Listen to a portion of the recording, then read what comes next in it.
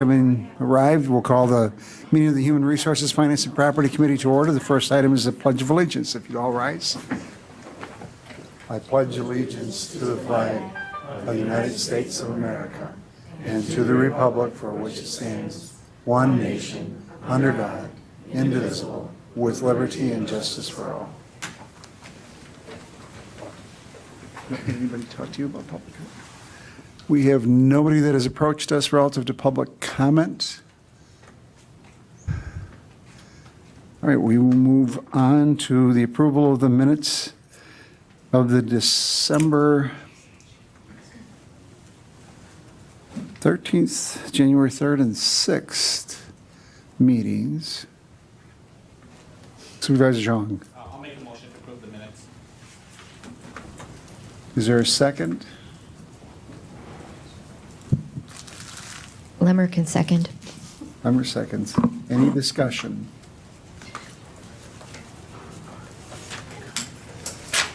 If not, I note that the minutes that are in the packet are the December 7th, the 3rd, and the 6th, the 13th. So the 13th was in the county board packet, if you read it, or do you still want to approve that? Okay. All right, we will then, the motion is to approve the December 13th, 3rd, and 6th minutes. Any discussion? Not all those in favor of approval will signify by saying aye. Aye. Opposed, no. That motion carries. We'll move on to 6A1, approval of the December 2022 claims and question costs, which was emailed out last week to you. Do you have any questions for Christy, or is there a motion? Supervisor Lemmer.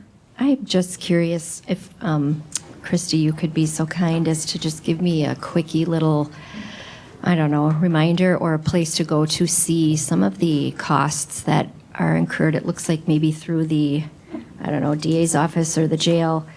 I'm seeing a lot of medications. I'm seeing a lot of extra counsel and psych evals, things like that. That would be all through the jail most likely, 'cause, and this. If you use a microphone.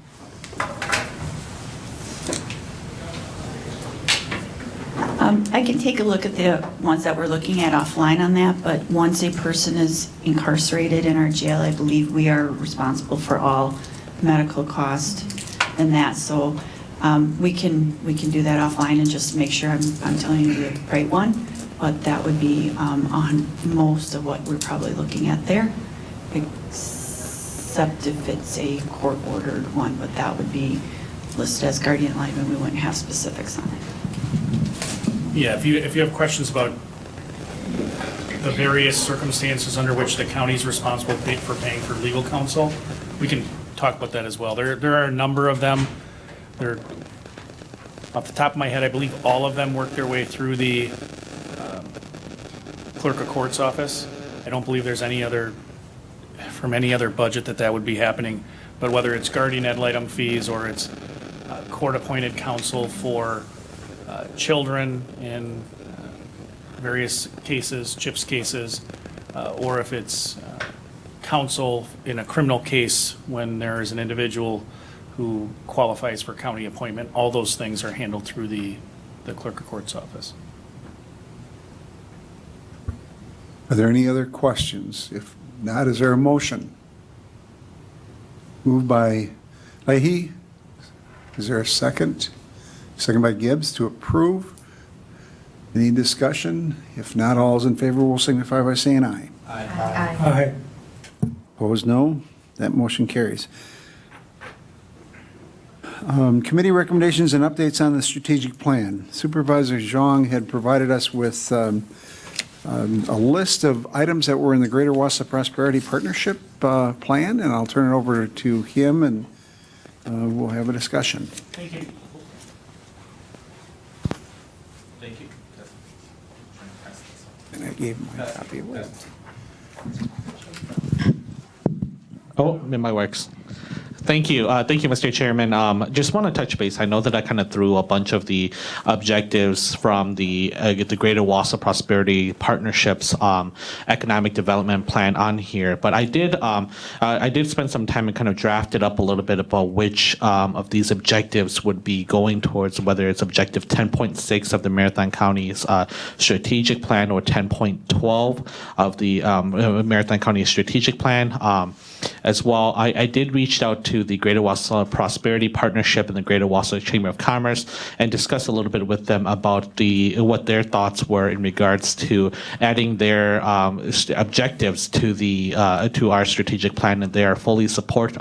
They did send out a letter of support as well, and I did forward it to the committee as well, along with Chairman Gibbs and Administrator Leonard as well. So just to touch base a little bit, for objective 10.6 of the Marathon County strategic plan under the ensuring the future availability of a skilled and flexible workforce prepared to meet the needs of both existing and emerging industries and technologies. I specifically put down objective 1.22, objective 1.24, objective 1.2.5, objective 1.31, objective 132, objective 141, objective 143, objective 144, objective 2.21, and objective 2.2.4. Those are the objectives that I put specifically under Marathon County's objective 10.6.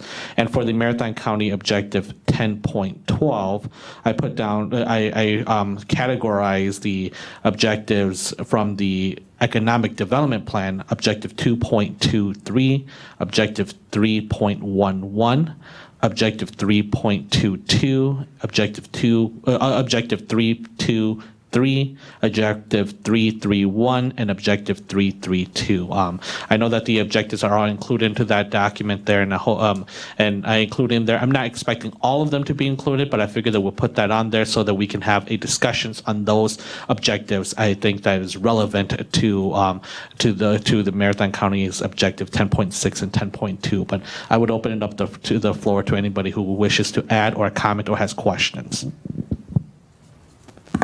Chair Gibbs. Well, thank you, Mr. Chairman. First off, I think there's some great ideas here, but one of the things that I struggle with is, we have, in effect, a limited capacity in county government to effectuate all of these within a time frame that's labeled the strategic plan. I think they have a lot of great strategies here that lend itself towards economic development. So what my real thought is I think we need to have a real discussion about whether or not the economic development policy that we have and the economic development strategy that we're utilizing is the desire that we want, or is it something else? And what I'm referring to is other counties have an economic development department, and so I think I'm really concerned about if we were to include some of these, do we have the capacity to actually effectuate any of the changes that we're looking to actually implement with these and inclusion in a strategic plan? And understand that a strategic plan is from a 1 to 5 year period. And so if we really want to have an impact, I think we need to have a serious discussion about, is the economic development strategy and the economic development process that we have in the county, and basically the only capacity that we have is McDevco. Do we need an economic development professional and an economic development department in Marathon County? I think that then we could provide the support needed to have some effectuate change on some of these strategies that we're looking at. But I think without that economic development professional or the economic development department, I think we really struggle in finding capacity under the current administration, and I'm not trying to, downplay the administration's capabilities, but there's a lot of things that the administration has on its plate, and literally to add any of these additional items on the administration without providing the additional resources would be very problematic, and we would be disappointed in potentially some of the outcomes that we were trying to derive from. So I think what I'm suggesting is that we create a discussion at Extension Economic Development Committee as to whether or not we need to have an economic development department and an economic development professional, and that would then in turn allow us to actually have some of these strategies actually worked upon. Thank you, Mr. Chairman. Supervisor Strong. Thank you, Mr. Chairman. And I just want to say and I acknowledge Chairman Gibbs's concerns. I, however, also think that there is a lot of the items that are included in the strategies as outlined in the Greater Wausau Prosperity Partnerships are things that we can do with our social media expert or our marketing expert or outreach individual. For example, Objective 1.22, which is embracing the local Hmong population explore linkage to St. Paul, Minnesota. Some of the items that it says is working with the Hmong, some of the strategies that are outlined in the Greater Wausau Prosperity Partnership strategies is that it would work with the Hmong Chamber to promote the Wausau region as a leading destination for Hmong business owners and professionals. Number 2 would be market Wisconsin Marathon County as a Hmong-friendly location to Hmong talent located in other parts of the U.S. and globally. One of the reasons, so some of these strategies simply requires us to be engaged in utilizing using marketing efforts or initiatives to try and recruit talent from elsewhere back into central Wisconsin here. I don't foresee something like that needing to have a economic development individual that's here, but some of these strategies that are outlined in the Greater Wausau Prosperity also has a chain effect as well too. If you support them into being a location where it's a good place to live, work, and also start a business, this would enable them to bring in family members and other individuals into moving into the local area here, such as touching base about that.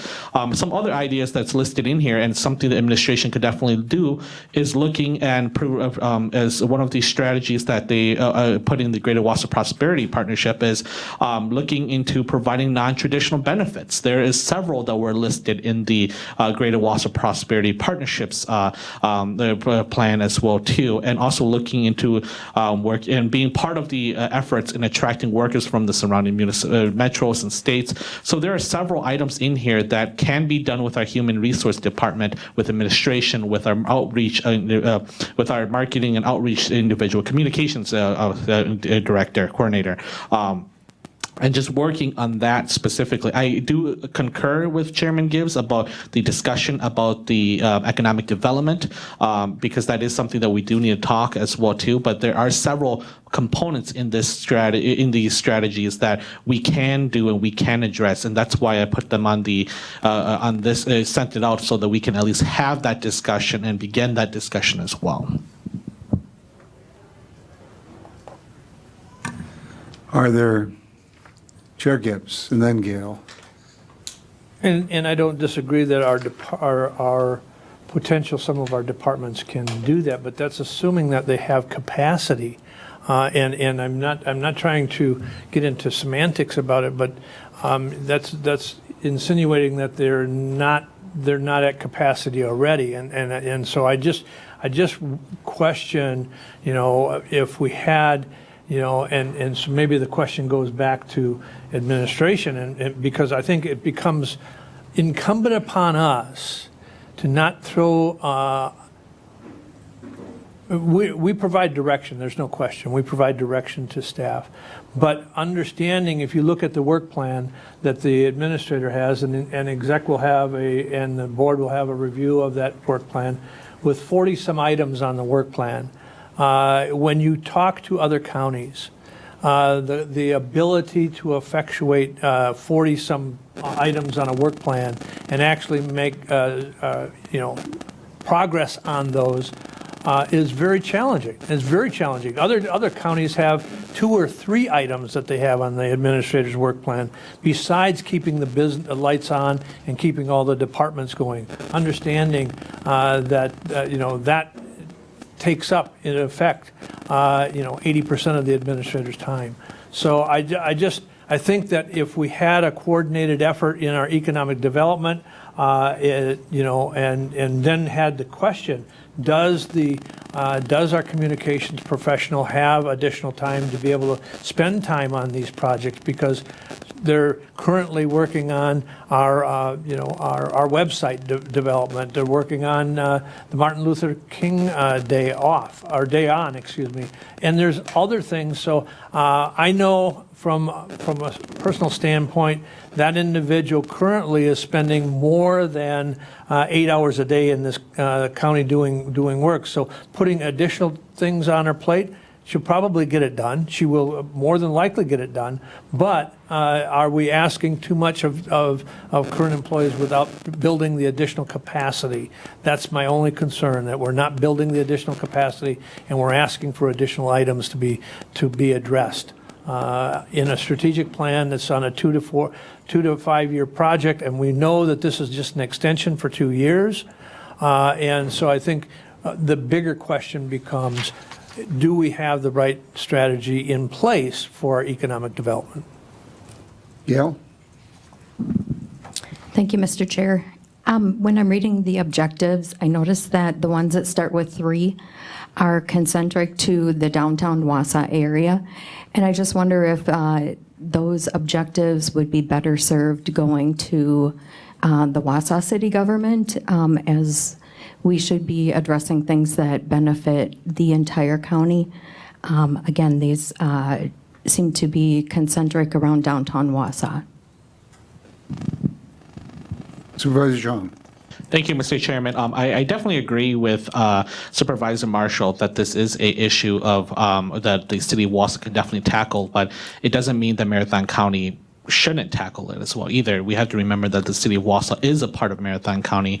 I think what I would like to elaborate a little bit more and maybe look into expanding it to including other municipalities as well, and not just the downtown Wausau as well. Maybe we need to look at the village of Weston's and also include into their vacant buildings as well too, housing act and looking at the the village of Rothschild at the Cedar Creek area as well too, their businesses there as well. So including those into this discussion as well, because as Marathon County, we should be supporting those, being part of those discussions as well too. And you're right, we need to focus on Marathon County as a whole as well, and I would be supportive of that.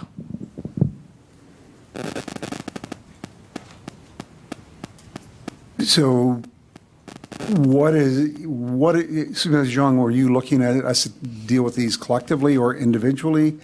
Are you looking at these as strategies or outcome, whether there's not necessarily an outcome measure to many of these? Thank you. Thank you, Mr. Chairman, for the question. I was hoping that we would at least address them or look at them individually and having them as strategies, because they were actually outlined as strategies in the economic development plan.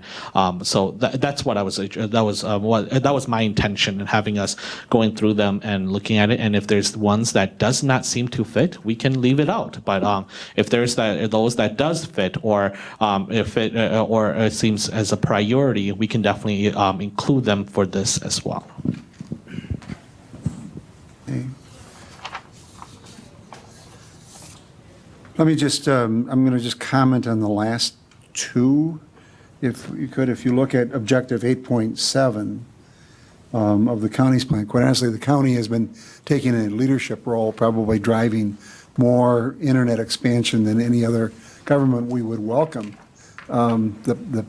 The involvement of the business community and the expansion of those efforts. But I think that we are, through Objective 8.7, trying to address that. And with that 4G to 5G conversion is really where the providers are. And with the 5G conversion, well, it's wonderful in a shorter distance. It is a shorter coverage area, and therefore the need for additional towers. And per our agreement with Bug Tussle, that we're having, they committed to 16 new towers. There will be a total, I think, of 21 new towers going up in the county to expand that throughout the area. So I think we're probably more in the lead, and we'd welcome them to jump onto our efforts. And those two areas, we've gotten letters of support, but it's really the internet service providers working with us and seeking the Public Service Grant Commission or ARPA dollars that we've been having some success. So I think we've got those covered from a comment perspective, Chair? If Or I may, Lance? thank you. Just to provide, I think I mentioned this the last time, but just to provide a little additional information relative to the Chamber of Commerce and the Greater Wausau Prosperity Partnership. So again, the county, and I think I put this in my email to all of you with the plan, the county did fund a portion of this strategic plan. I serve on the Chamber of Commerce Board, and certainly also am informed through the advisory group for the Greater Wausau Prosperity Partnership on the efforts. This is my assessment of the tact that has been taken to this point with this strategic plan, and in a lot of respects, it's very similar to the tact that the county has taken with its own strategic plan. There are a lot of objectives or I should say a lot of, as Supervisor Zhang referenced, a lot of strategies and actions with respect to this Greater Wausau Economic Development Strategic Plan. But the Chamber and the Greater Wausau Prosperity Partnership identified a couple of key areas to focus on. The focus is not on, at least this is my assessment, in the Chamber meetings that I attend and the information I get from the advisory group, they're not focusing on all these things at the same time. They put their energy and effort behind a couple of key things at the moment, and one of them was the advocacy for consideration of expansion of the Rib Mountain State Park development for recreation that was recently considered by the DNR board. The second is the relocation of or development of the powerhouse located in downtown Wausau, and the redevelopment of the depot building, that collective economic development, what they're, I think is being referred to as like the Innovation Center. Saving the powerhouse as part of that Innovation Center. And then the third is the mall redevelopment. As alluded to by Chair Robinson, they have written a letter, and they, kind of the fourth thing on the list was the broadband expansion. But in a recent meeting that I attended, Dave Ekman from the Chamber specifically referenced, hey, the county's doing great things on broadband expansion. That's happening, but the Chamber's efforts have really been focused on a couple of key things, and that was intentional. Dave Ekman has explained it in a recent meeting that the former lead at the Greater Wausau Prosperity Partnership was Jim McIntyre from Greenheck, and the mantra was pick 3 things and get them done. And those were kind of the 3 priorities.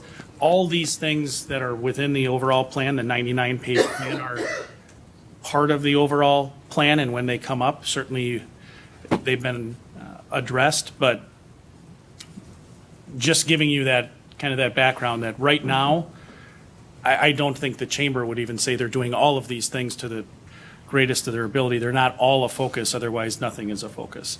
They've really put a lot of time and energy behind that powerhouse, saving the powerhouse, redeveloping it, the mall, and the placemaking aspect of that Rib Mountain State Park expansion. I would just interject that I view this as more of their comprehensive plan, which is our document that's much thicker. And are there a couple of items in here that we think should stand out and be incorporated into that strategic plan?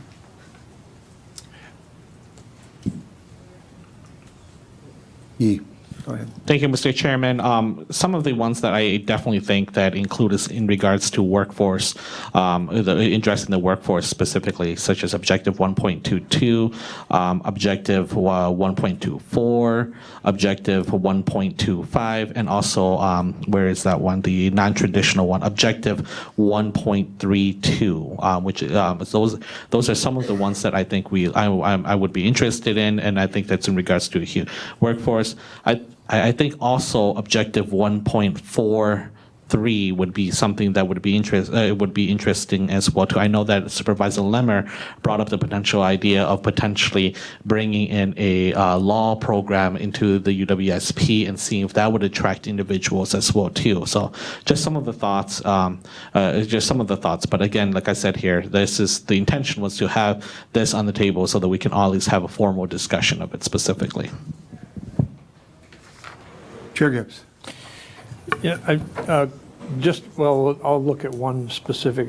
Encourage local employers to provide non-traditional benefits. I don't know what county's role is in trying to encourage other employers to look at non-traditional benefits. I don't disagree that we need to, and I think our HR department already is looking at what are non-traditional benefits that potentially can be provided at the county level that is an attractant to employees. But I don't know what the county's role is in trying to encourage outside employers to provide those non-traditional benefits. That's the struggle I have. We always complain when big brother, big government, the federal government tells us what we have to do. I don't know what our role is in telling local employers to provide outside benefits are. That's a challenge I have. Supervisor John. Thank you, Mr. Chairman. Just to provide a little bit of context, I wasn't expecting that we would be encouraging local employers, but I was thinking of I wasn't expecting for us to encourage local employers to provide non-traditional benefits.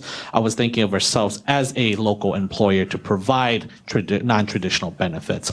Some of the items that they include in here is obviously looking into looking at our student loans, child care for student loan forgiveness, housing, transportation, etc. I know that we have initiatives that are looking towards child care as well already as well, but there's just many other initiatives that I think we as an employer can look at and try to implement that within our own organization to ensure that we are providing non-traditional benefits. So I am not in any realm encouraging us to go out there and encourage other employers to provide it, but rather for us to look within our own organization to provide non-traditional benefits. Supervisor Leahy. Thank you, Mr. Chair. I agree that a lot of these are good ideas that could be tailored to be from the perspective of Marathon County. If we change that language, I think they make a lot of sense. Specifically, Objective 10.6, the strategies listed are pretty sparse. There's only 2 strategies listed. And honestly, some of the strategies offered today might be more within our power to control and have a greater effect by utilizing our own internal HR and marketing. And they, I think, could be just considered low-hanging fruit that we could tack on as strategies for Objective 10.6, including some things that kind of are already in the works, but just perhaps aren't listed in writing thus far in this plan. So, I would be in favor of adding a few of those strategies, specifically Marathon County itself, looking at non-traditional benefits, looking at our rate of attracting remote workers. I think 10.6 just seems to be the one that makes the most sense to throw a few more strategies on. Off the top of my head, I guess I don't remember hearing what the other committees have contributed to the proposed plan. But some of these objectives are already pretty overwhelming with the strategies listed, so it might be a little trickier to get strategies added to 10.12 or 12.3, for example. And I think, as mentioned, some of these things on the strategies offered today are very much related to strategies that are already listed in the comprehensive plan. It might be a bit of reinventing the wheel that we don't need to get into. But I would be supportive of adding some of these low-hanging strategies to 10.6. Let me just point out that the work of the other committees is included in the packet for the executive committee, which will be taken up tomorrow. So if you wanted to see what they have done, if you wanted to go to the calendar and look at the packet for tomorrow, you could glean that. I put that 10.6 on the screen. Okay. And it's up. So let me propose, for the purposes of trying to move the discussion toward an end, let's deal with the objective of 10.6 first. So if anybody would have any concepts or motions that they'd like to put forward for the committee to consider, if we could deal with that, and then we'll go to the next one, and then we'll have a all-inclusive one or all other. So if we could just focus in on objective 10.6, which is ensure the future availability of a skilled and flexible workforce prepared to meet the needs of both existing and emerging industries and technologies. So we've had some discussions on 1.32 and whether it applies to all employers or the county. Is there any discussion on that or other items? Supervisor Zhang. Thank you, Mr. Chairman. I would be in favor of including, I'm going to call it strategies just to make it easier here. Strategies 1.22, strategies 1.24, and strategies 1.32. So 1.22 is embracing the local Hmong population and explore linkage to St. Paul, Minnesota. 1.24 is target remote workers as a segment of the workforce for relocation to the Wausau region. And 1.32 is I'm going to change the language, is to have Marathon County to review and provide non-traditional benefits. All right, is there a second? Supervisor Leahy seconds. So the motion is to add objectives 1.22, embrace the local Hmong population and explore linkage with St. Paul.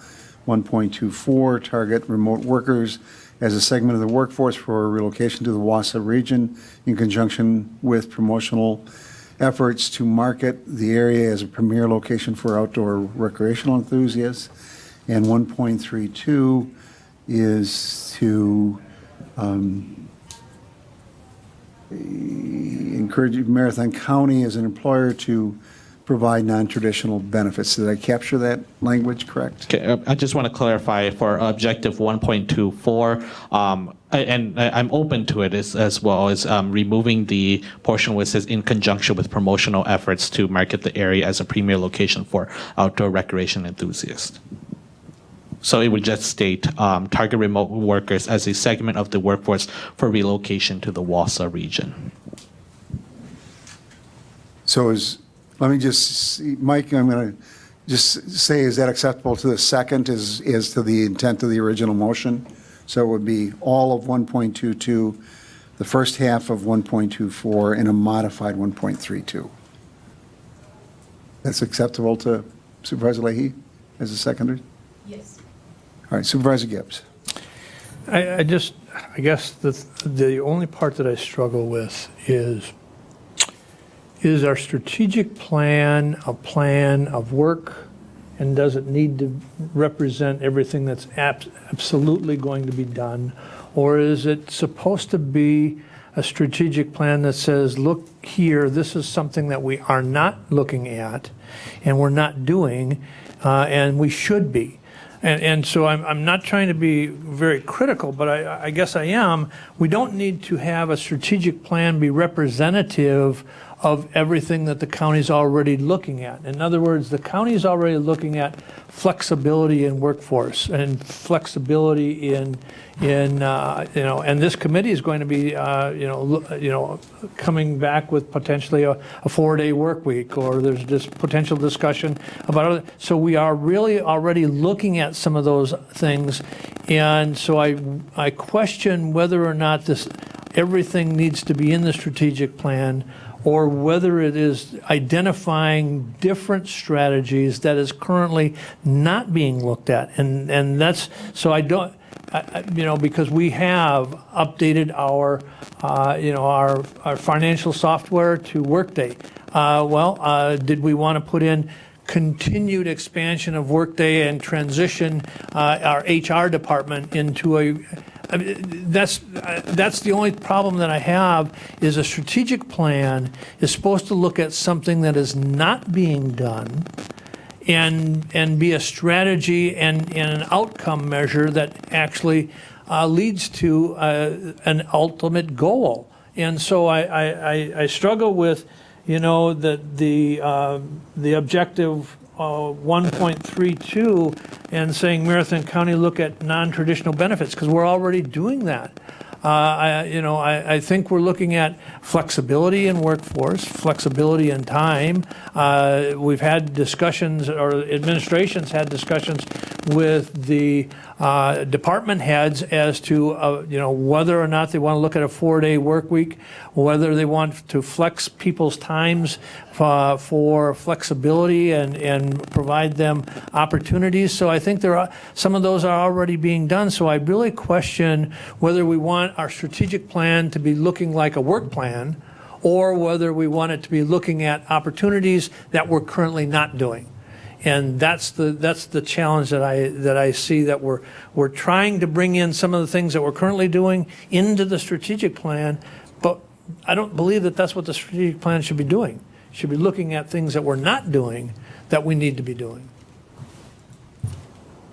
Right there on the screen, Administrator Leonard had pulled up D, add D, County Board adopt and maintain and fund employee class compensation plans in government policies that prioritize the retention and recruitment of high-quality, skilled workforce needed to deliver government service. So that's one of the other committee's recommendations. So does that capture some of that? Supervisor Jean. Can I just ask for clarification? Is this document on the executive committee packet?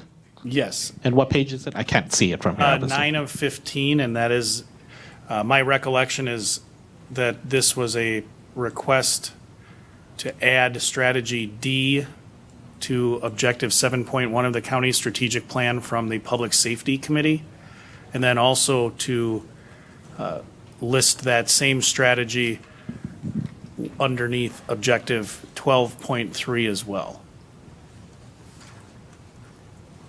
Supervisor Marshall, you had a question, comment? Yeah, thank you, Mr. Chair.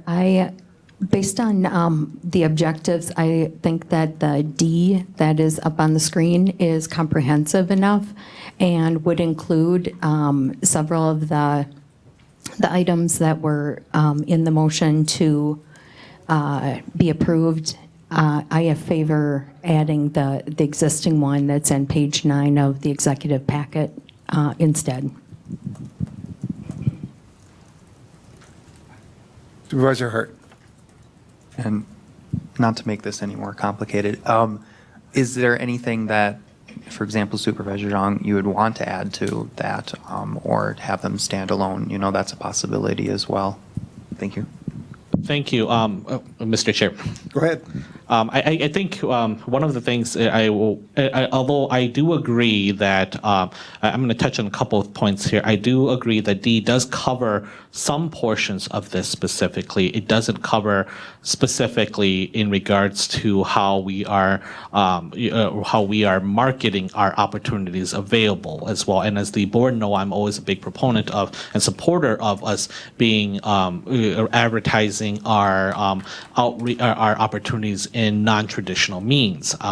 And I don't think that letter D covers objective 1.22. I think it does cover objective 1.32, but it does cover it does cover that. It does cover several other items in the objectives as well too.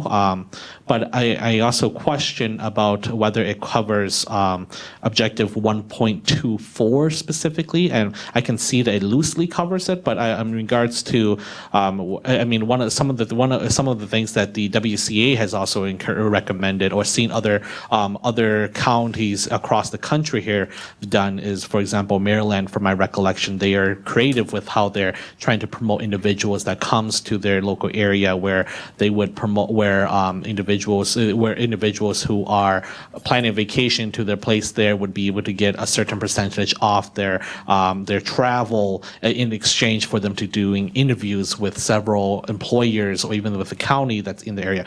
Now, I'm not recommending that at all, but I'm saying that there's non-traditional means that they're doing to try and outreach or promote or provide incentives for individuals to move to the local area here. And I think housing is a very important way of trying to attract individuals into the Wausau area or the Marathon County area. So we have a motion before us that deals with all of 1.22, half of 1.24, and a modified 1.32. Is there any other discussion on that? And in the context of that, it was pointed out that D was currently before the executive committee. Any other questions or comments?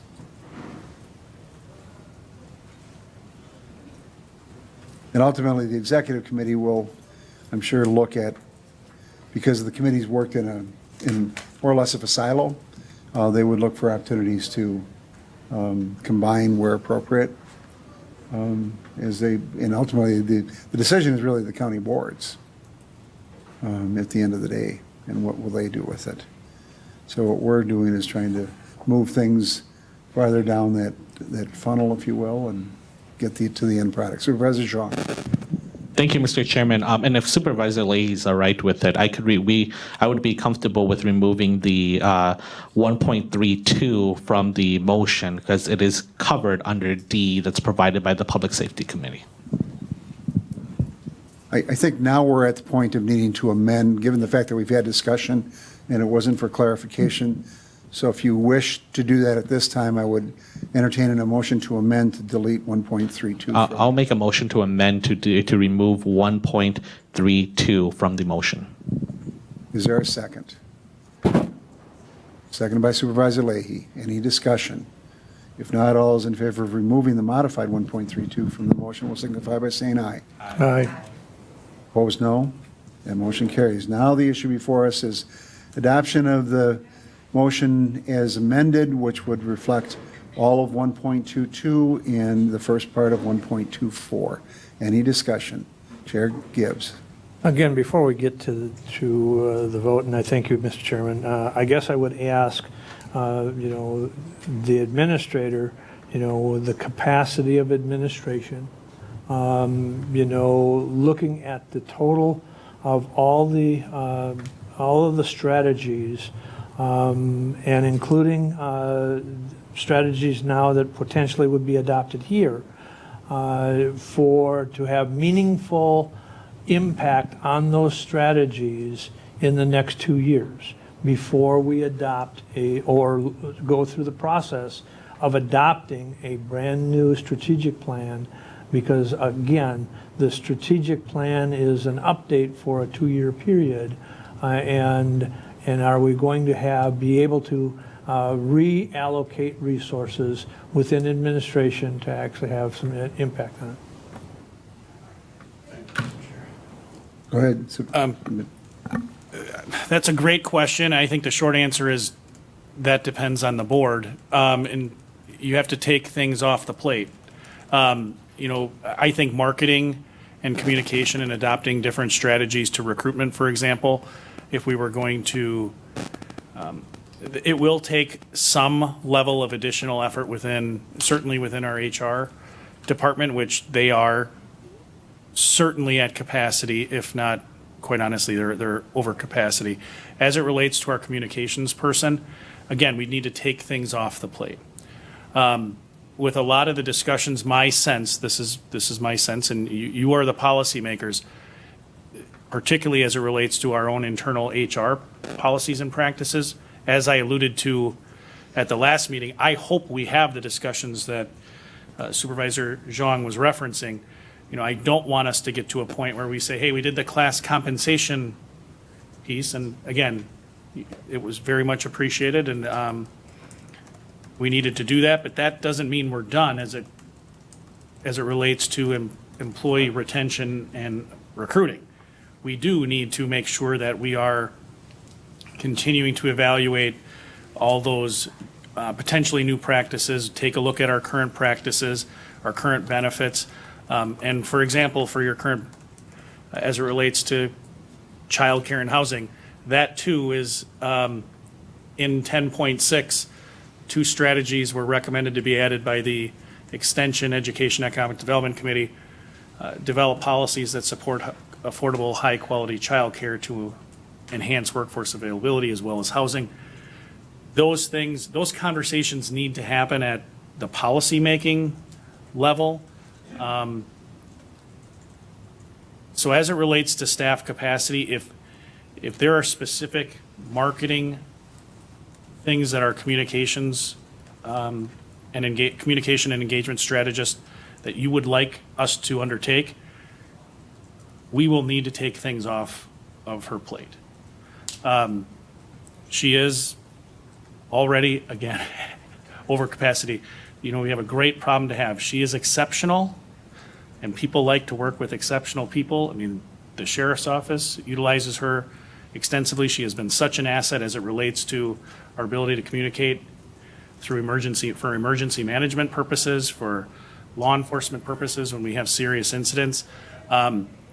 If there's a desire for that to be more or something else, we need to take something off the plate, or we need to bring more resources to it. So I'm not sure that that's a very direct answer to your question.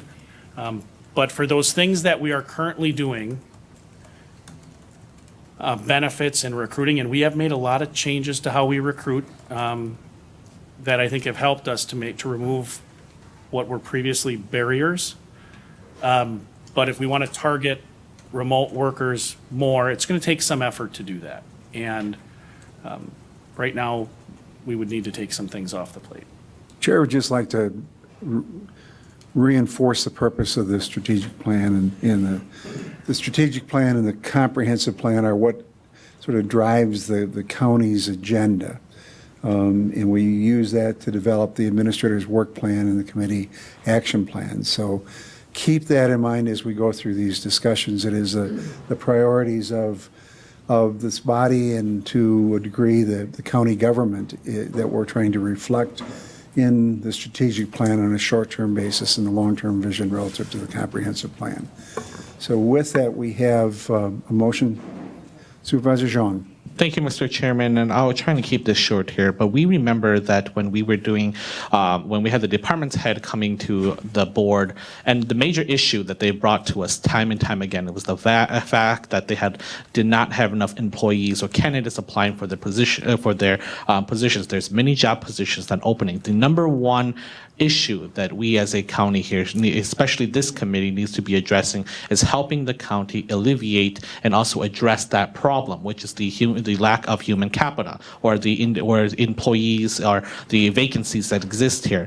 The strategies that we're asking to add into it is potential strategies to help alleviate and address these issues here. I've learned one thing from my time of being county board supervisor: that if it is not in the strategic plan, or if it's not not written down, it's not going to be addressed. And this is in my personal opinion, if we have this as strategies, it's as it would alluded to several times here, it is how we're directing and influencing the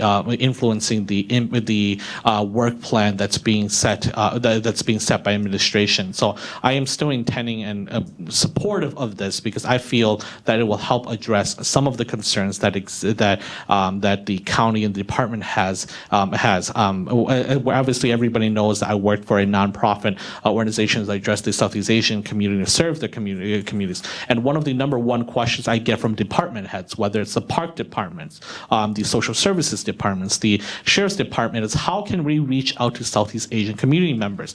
Those are issues that they've always asked, but it's not being addressed. And I feel that by following and doing things that are aligned with other organizations and other efforts, it's going to be our best chance to address some of these concerns. I know it's not going to address all of them, but it's going to address a little bit of just alleviate some of the concerns that exist. In regards to the remote workers, we have a COVID-19. The pandemic has really set a new kind of a new level or a new world that we're all in now, and we need to look into ways that we can do or what we can do to address that as well. I mean, the social services department is transitioning to also to having remote workers as well. We need to look into other departments. I know that there will be other departments that cannot have the ability to be having remote workers, but we can need to be able to look at being innovative in what we're doing. Thank you, Mr. Chairman. Any other discussion on the motion?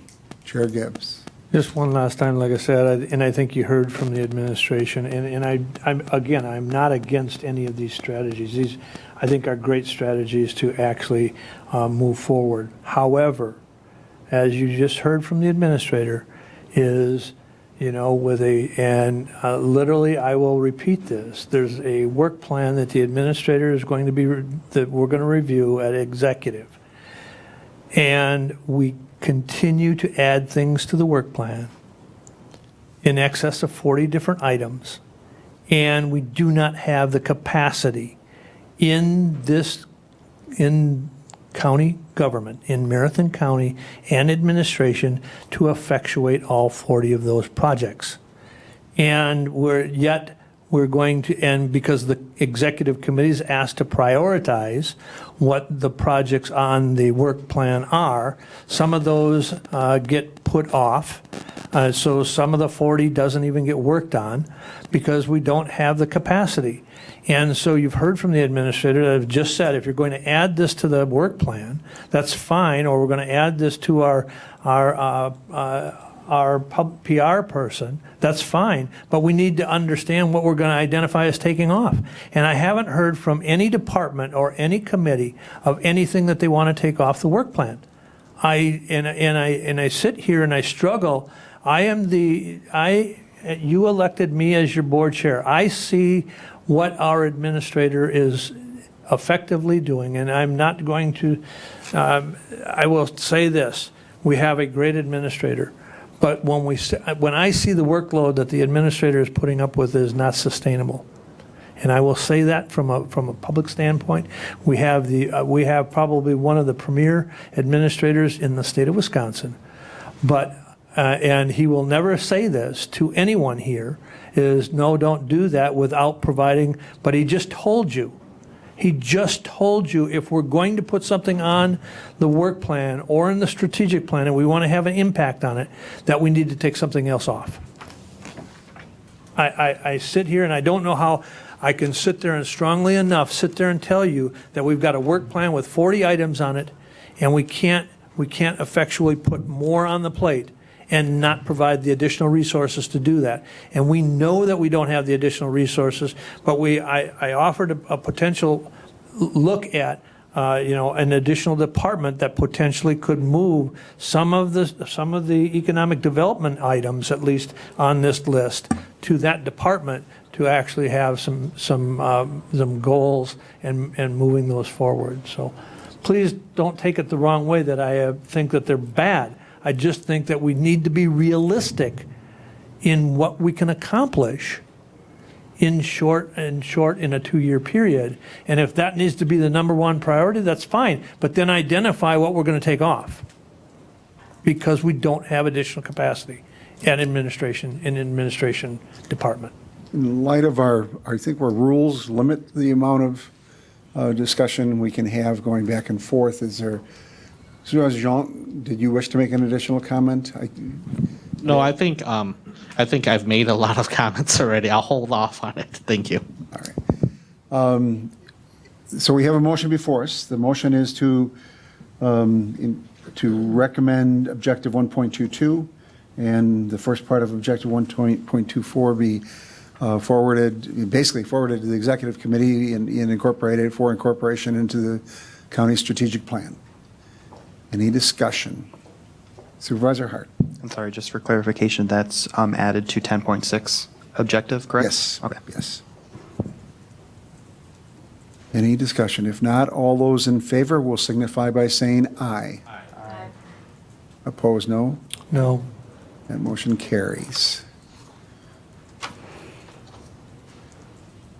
All right, and the executive committee will be arbitrating that, and ultimately, you as county board members will have the final say.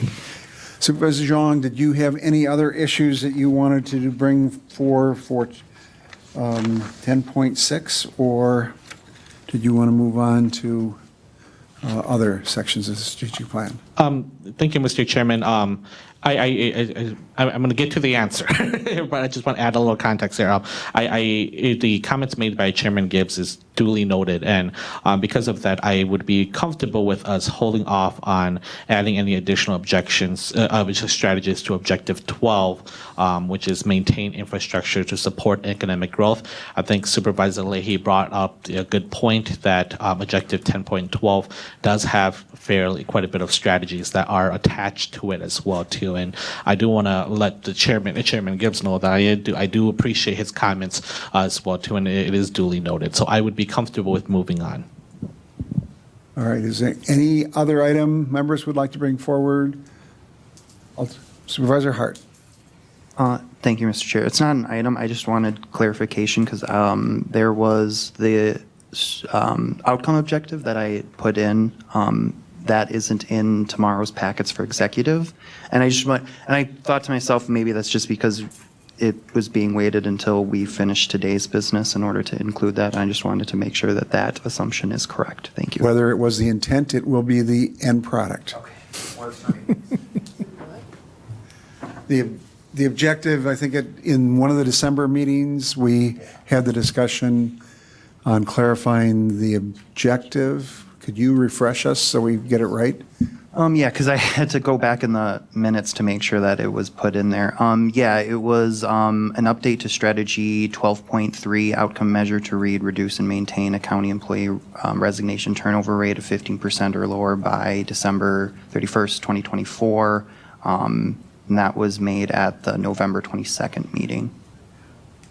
All right, we will capture that and make sure that that is added to the packet before tomorrow and with this. Any other discussion? If not, we will move on to item 6B1, intergovernmental budget transfers. Christie, we have one. We do.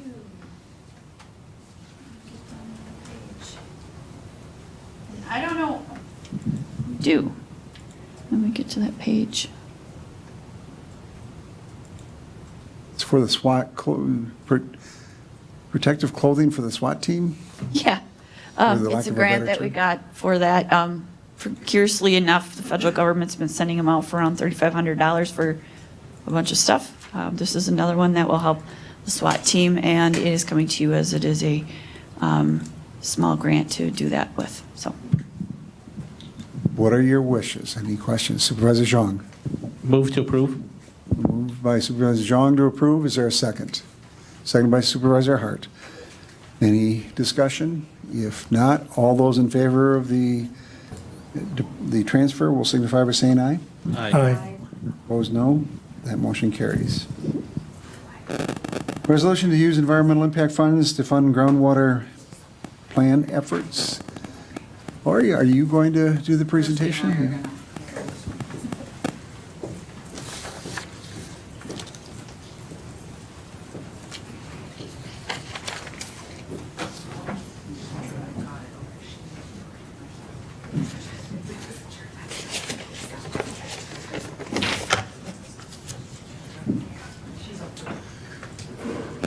Good afternoon, everyone. I'm Christy Heidenreich. I'm the Conservation Program Manager for Marathon County Conservation Planning and Zoning Department. Is this mic on?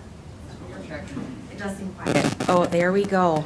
I'll try that again. I'm Kirsty Heidenreich. I'm the Conservation Program Manager for CPZ, and I just wanted to briefly talk to you today about something that we're bringing to your attention that we need your help with, and that is updating Marathon County's groundwater plan.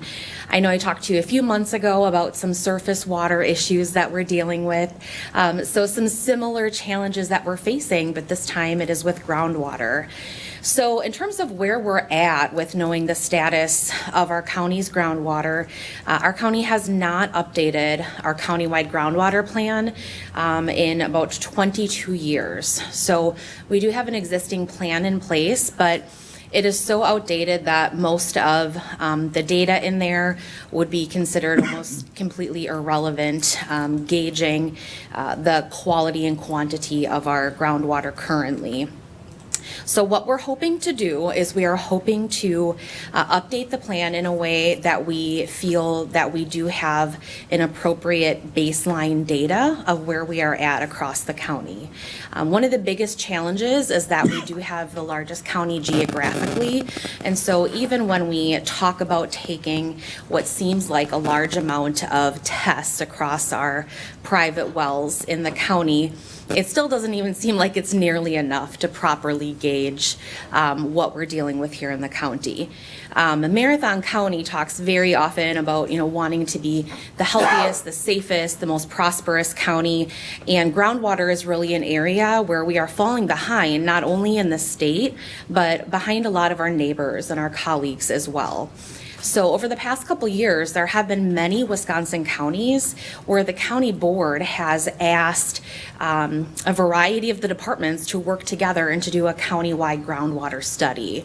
A lot of that is just due to the awareness that's been brought forth to the public in our media over the past couple of years, and the Wisconsin legislature formed a drinking water committee, and we had the Year of Clean Water in Wisconsin, so that certainly brought to light a lot of the issues that we have been dealing with in Wisconsin. But the counties listed on the screen are all participating or have already participated in county-funded groundwater studies. I have just a handful of maps that I wanted to draw your attention to, and this should be in your packet as well.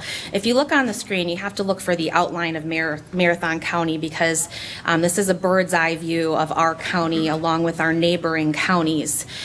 You can see on the areas that are shaded tan on the picture that those are the areas where there is not any data that shows the nitrates. That's commonly what we tend to talk about when we talk about safe drinking water, since nitrates we know leads to very dangerous health conditions like blue baby syndrome, and having high nitrates in water is typically what's most concerning for women and children as well. And so it's frequently targeted. And all of the spots where you do see yellow, orange, red, those are the spots where we know that there's either unsafe or getting close to unsafe drinking water in those locations. But there are many parts of our county on that map that are data deserts. We don't really know what's going on in those sections as all. So, when we see that and then we look, to our neighbors in Portage County and Clark County and Wood County, we can see that they've been doing a really good job of making sure that the people in those counties are testing their wells. And so they have a much better idea than we do on what the status of their groundwater is. This is a map showing atrazine in different parts of the county. Atrazine is an herbicide that is typically used most commonly in our area where people are growing corn or potatoes. And so in areas where the soil is much more susceptible to contamination, that's where this pollutant typically goes right into the water table.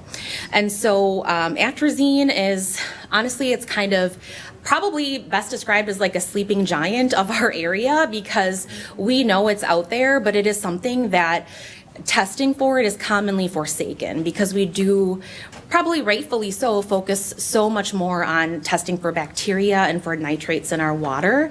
And if someone can only afford to test for a few things, that's what we're going to say to test for. So we know that this is a problem in our county, and we do already have 2 atrazine prohibition areas. Portage County, almost the whole county is filled with atrazine prohibition areas. That's how much of a problem they have there.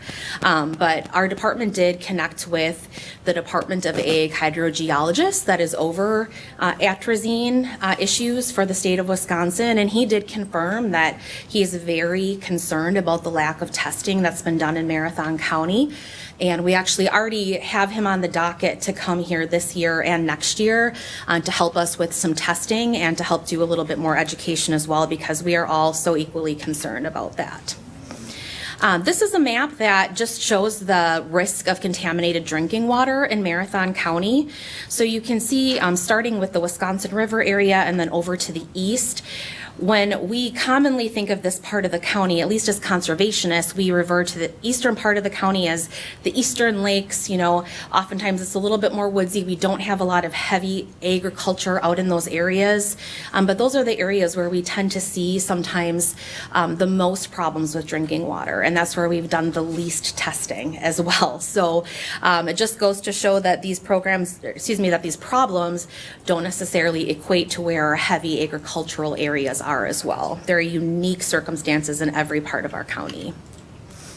So the good news is we do have a plan of how we can catch up with all of this, and it is extremely feasible, and we have qualified people in-house and partners that are willing to help us get to where we need to. So we have set a goal of wanting to do 1,000 private well samples this year in 2023 and 2024. So the way we can get there is we could do 500 tests a year. We would do 2 big pushes to get 250 tests done twice a year. So 1,000 well samples seems like a big number, but with 40 townships in our county, that's only 25 tests per an entire township. So that is the most skeletal you could possibly get. Last year we did reach out to the state and nationally renowned lab, the UWSP Water and Environmental Lab, and we immediately asked them, how can we put together a study that is going to be feasible, that is going to be affordable, and that is going to provide us with baseline data. And they said 1,000 is the minimum tests you can really do to say that this is a scientifically sound study. But they are willing to partner with us and kind of hold our hand through this study. The Wheel Lab is also working with many of those other counties I had listed on that first slide. So this is something that's kind of their bread and butter. There's PhDs there that can help us to create a spatial database of wells using GIS, using land use, and a lot of other scientific data to come up with an appropriate location of where we should be trying to grab these samples. They also are extremely experienced with the outreach and the educational aspects that go with these types of countywide studies. So we wouldn't need to reinvent the wheel and spend hundreds of hours thinking of, educational materials that we need to provide to landowners and what do we tell people at town hall meetings. They've done this many times over, and they're willing to travel and come out and do those types of educational components when they partner with counties on these studies. We would envision having an outreach effort that would be countywide. So, we would never consider just holding a couple of meetings in the city of Wausau and expecting people, in Athens to come. We would be all over the county with doing these meetings. So we would want to make sure that it's very doable for people to attend and become educated if they do have some concerns or questions with this study. So in your packet, you did receive a memo detailing out how we would get to the total costs. But between the data collection and then education and outreach, it would be $275,000 to get to this point. This is the memo that was in the packet, so it's a little easier to read. Thank you. What we would love to do from here is first quarter of this year, we would like to form a Marathon County groundwater work group. And this would be a group of local and regional stakeholders that are going to help us identify the greatest concerns related to groundwater.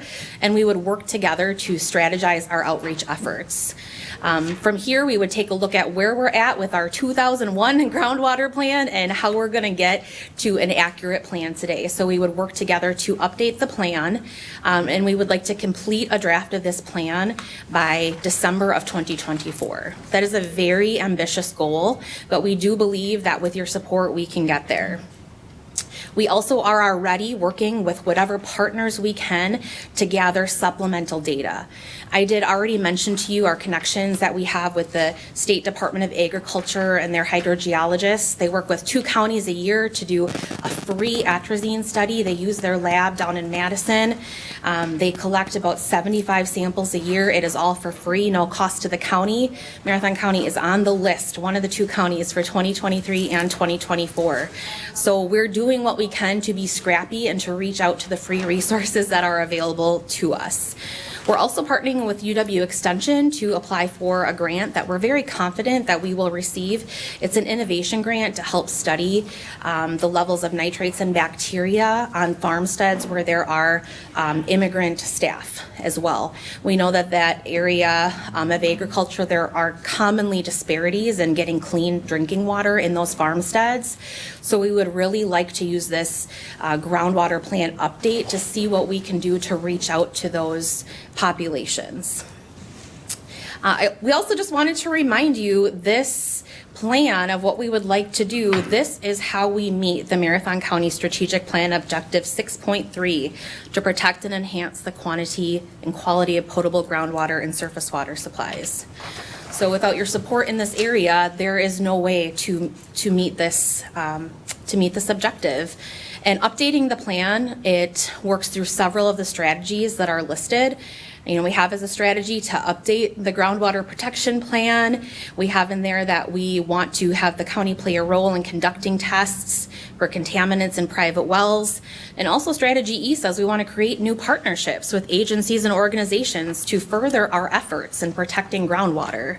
So right now, we aren't doing any of those things, and it is very concerning. And if we do ever want to get to a point where we feel confident in saying that we are trying our best to become the healthiest, the safest county in Wisconsin, we need to take a step toward ensuring that we have clean drinking water for the residents in our county, not just folks that are using municipal water supplies, but also people that have one of our 26,000 private wells in Marathon County as well.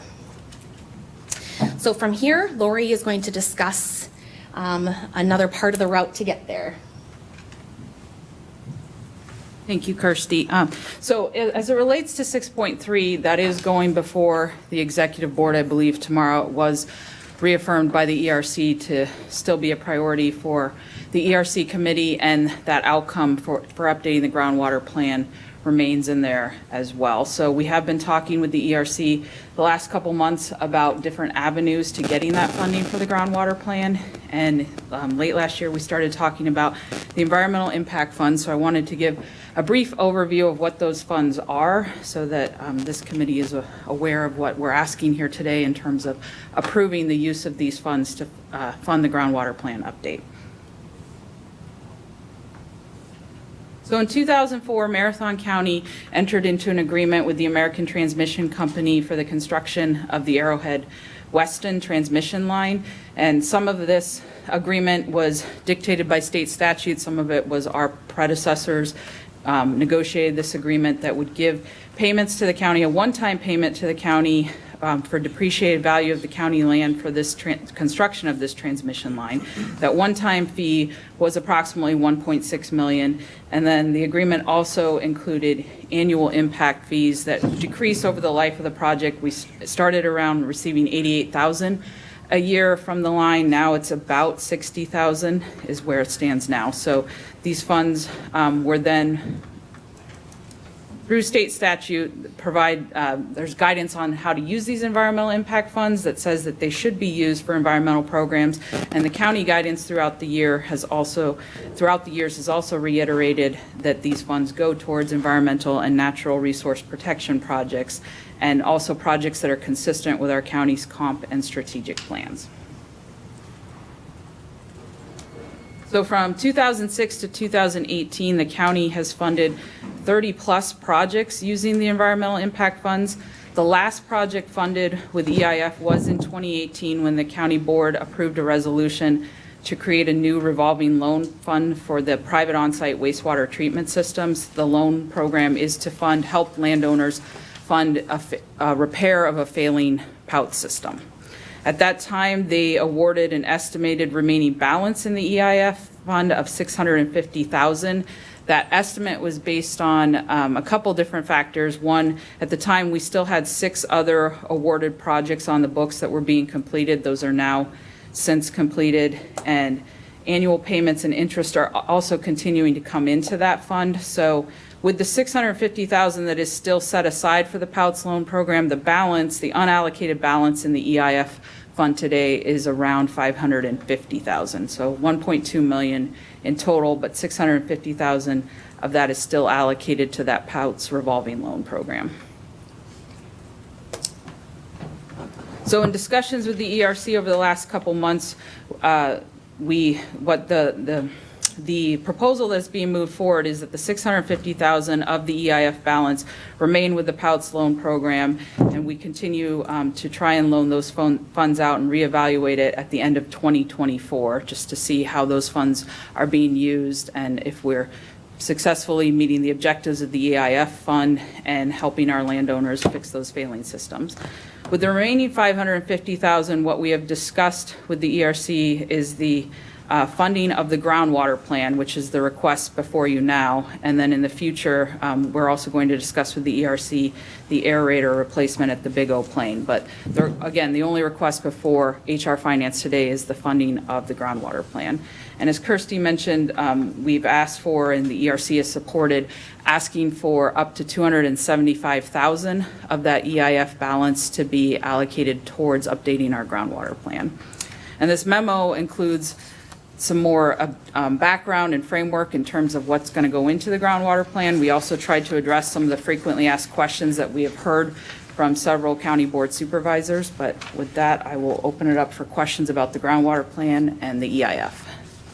Supervisor Jones. Thank you, Mr. Chairman. I have a couple questions here. You mentioned that that you guys would be applying for a grant, an innovation grant here. Is that going towards towards this at all? And if so, how much is the grant?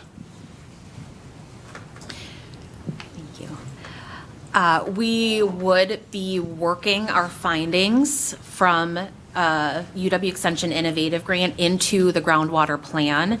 We would like to get a firm answer from the UWSP Wheel Lab on whether or not any data would be skewed if we added the well test data from those farmsteads into the data that includes the 1,000 private well tests. Since it's all in heavy agricultural areas, I'm not sure if that would skew, the results of that other data. Nonetheless, the narrative of it would be included in the groundwater plan update overall. And, that being said, we would also just like to know if those farmsteads have unsafe drinking water so that we can help them. And that's the biggest point of doing that. We are applying for a $12,000 grant, working with a UW Extension agent, and it will be funding tests in several counties across Wisconsin, but Marathon County will be one of them. So it's not just a Marathon County study. Chair Gibbs, and then we'll come back. Thank you, Mr. Chairman. I guess two questions, Lori. And I understand you're going to be testing for nitrates and bacteria, and obviously we've heard, nationally, one of the big challenges to water is PFAS. And I understand that the cost is cost prohibitive to test all 1,000 of these for PFAS because that in itself would utilize all of the resources being allocated. But are we going to do any spot checking for PFAS in the rural community? Obviously, we know the cities, Wausau, Rib Mountain, Rothschild, any municipalities that are drawing municipal wells locally have identified the contamination level of PFAS in their water. But are we going to utilize any discussion about PFAS, because I think it's incumbent upon us to understand that that's a contaminant. And where is that level at in the county? So I'll speak a little bit to the finances, and I'll let Kirsty speak a little bit to the science. So I believe there are only 2 labs in the state that are testing for PFAS right now, and it's at a rate of about $500 per test, whereas this testing of the 1,000 wells is about $155 a test. It does not include PFAS. So it's something, there is some funding in the budget where if the work group decided that was appropriate, we could look at that, but I know Kirsty's also talked with the Wheel Lab about the presence of PFAS in the agricultural lands, and I'll let her address that as well. So it's not in the scope right now, I will say that. We did discuss this a few days ago with this committee's chairman, who's much more knowledgeable than I on this. I do share your concerns, as does, I'm sure, most of the people in this room.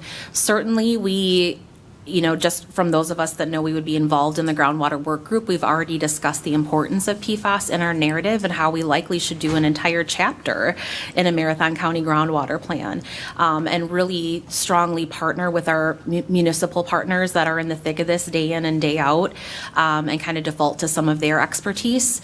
We're learning more and more about how there are PFAS commonly found in agricultural settings where, there is the spreading of processed wastewater or, excess municipal sludge, things like that. So PFAS can certainly be found in private wells out in the country. The Wheel Lab has found through data collected all over Wisconsin that it is extremely rare to deal with PFAS in private wells, and have encouraged us not necessarily to go down the route of spending much money looking at PFAS in private wells, because it does rarely happen.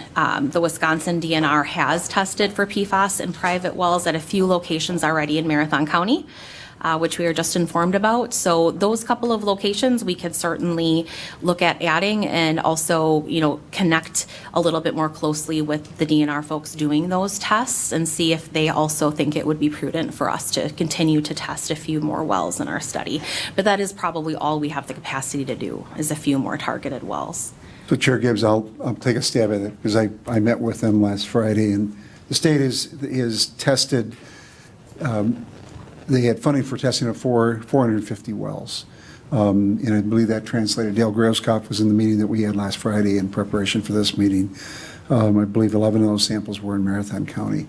The likelihood for PFAS to be in the groundwater in the rural areas is its proximity to a source, an industrial source, or quite honestly through the spreading of biosolids in others. And what they're finding is that if it's in the drinking water, it's probably in the effluent. If it's in the effluent or the influent into the wastewater treatment plants, it's probably in the biosolids. Sure. And so you can begin to look at where the land spreading of those waste or that material has occurred over time.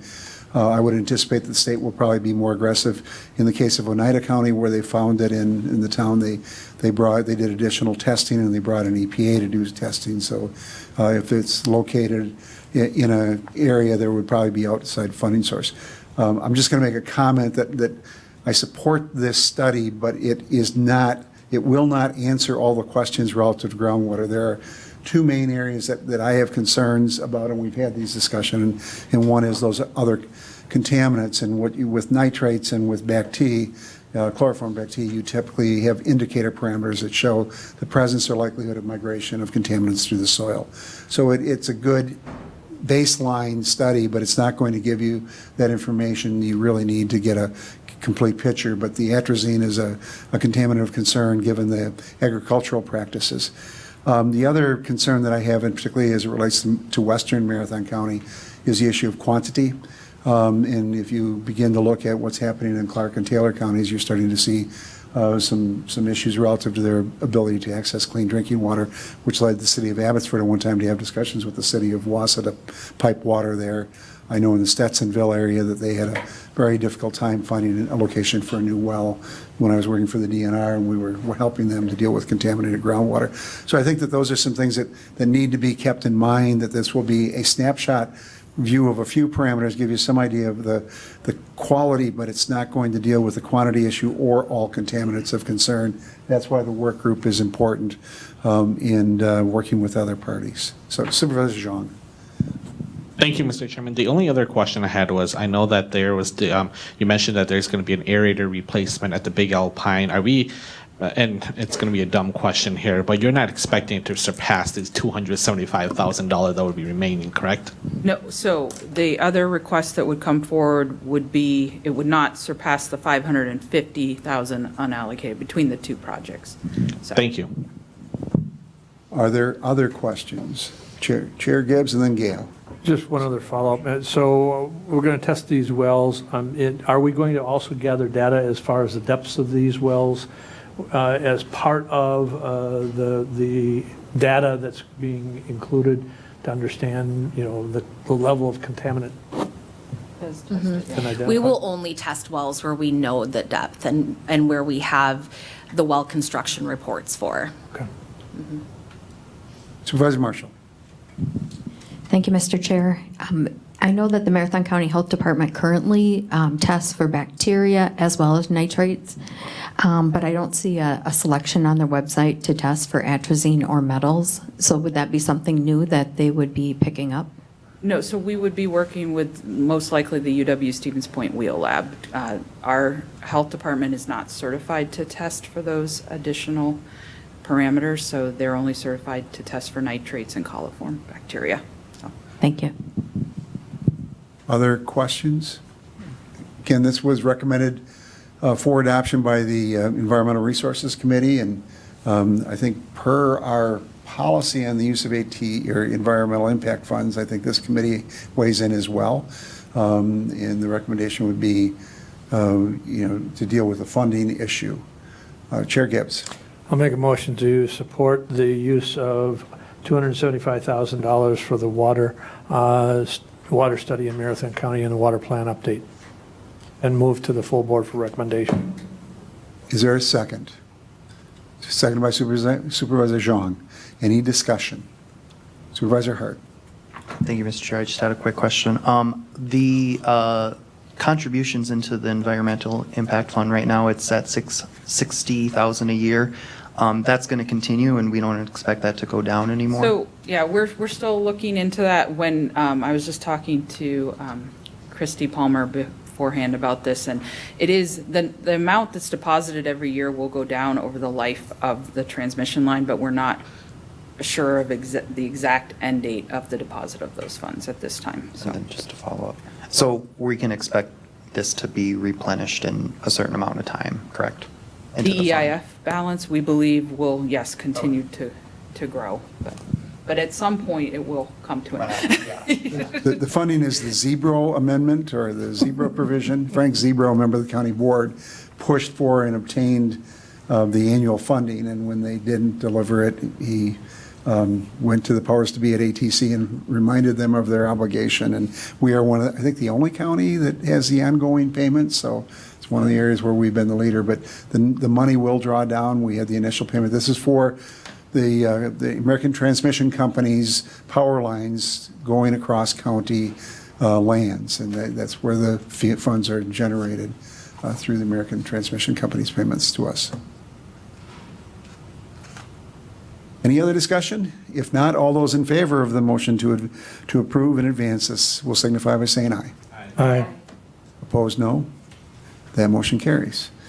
All right, and I apologize to those people who have been patiently waiting, but we will now get on to the discussion and potential approval of ARPA funding request. When the agenda was originally prepared, it was prepared just reiterating the projects from last month, and I asked that we expand the scope to allow us to also deal with those projects that we considered as part of the budget or recommended that they be included in the consideration for the capital improvement plan. So all previous requests that were unfunded are currently before us today, and I'll turn it over to Administrator Leonard.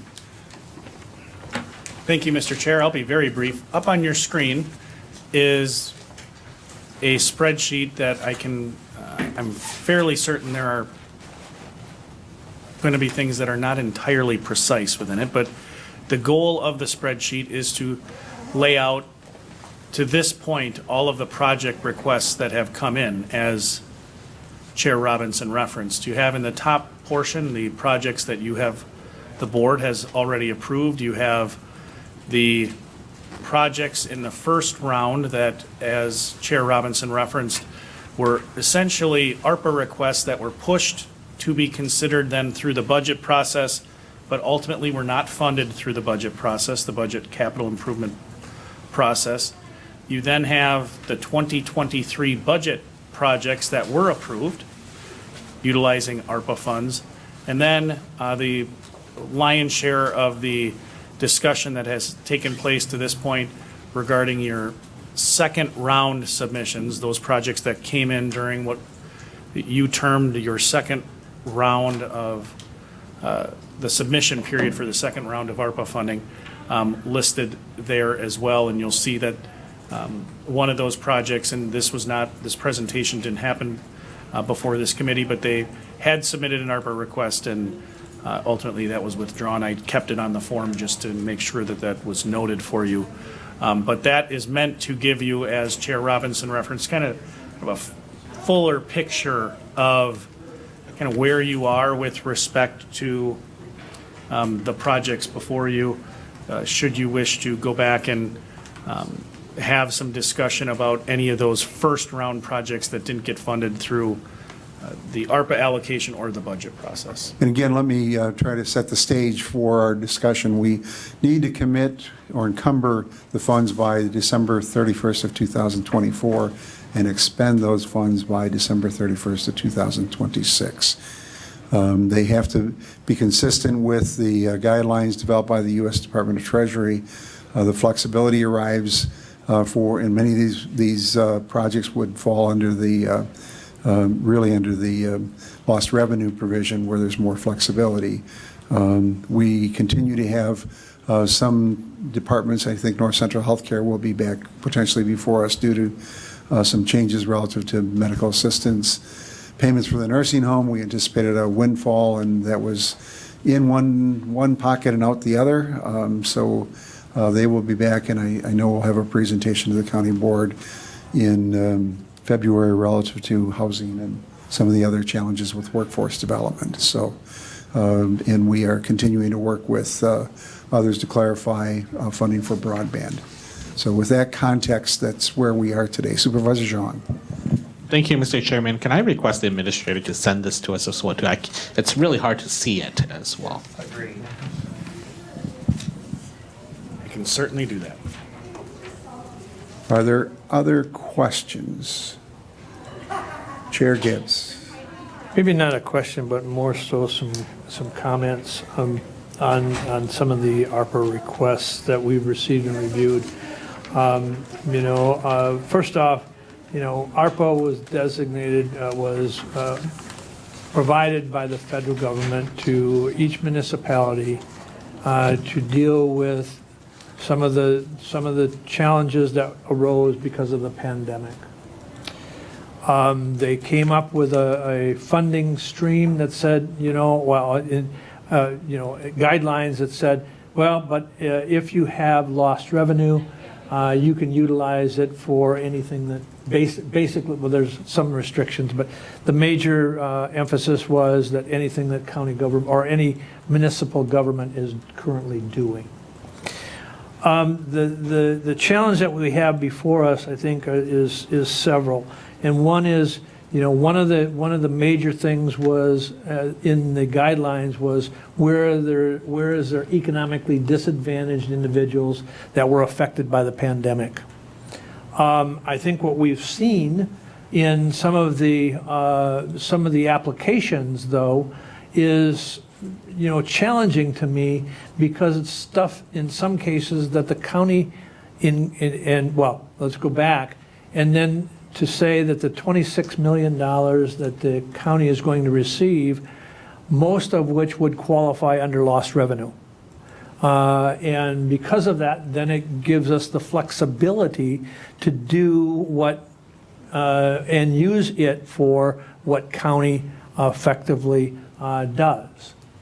And so that gives us some flexibility, but I caution us and say, is that something that we would do in some of the requests that we've received? And I say that out of true respect for the individuals that have brought forward their requests, but the fact is that those requests are still something, in some cases, that the county would not be involved in. We would not be involved in. An example of that was the Village of Marathon, and we turned that request down when they asked for part of ARPA funding to fund the water infrastructure to an expansion of their TIF district north of the 29, Highway 29. And so I think some of the current ones that we're reviewing are similar in projects. And I caution, well, I don't caution, I sit there and say, is that something that the county would do? If it weren't for the fact that we requested those inputs, but again, does it address what the major concerns that ARPA funding was designed to do? And that was address some disadvantages that were provided to residents in the county, or provide for a shortfall for the county government funding.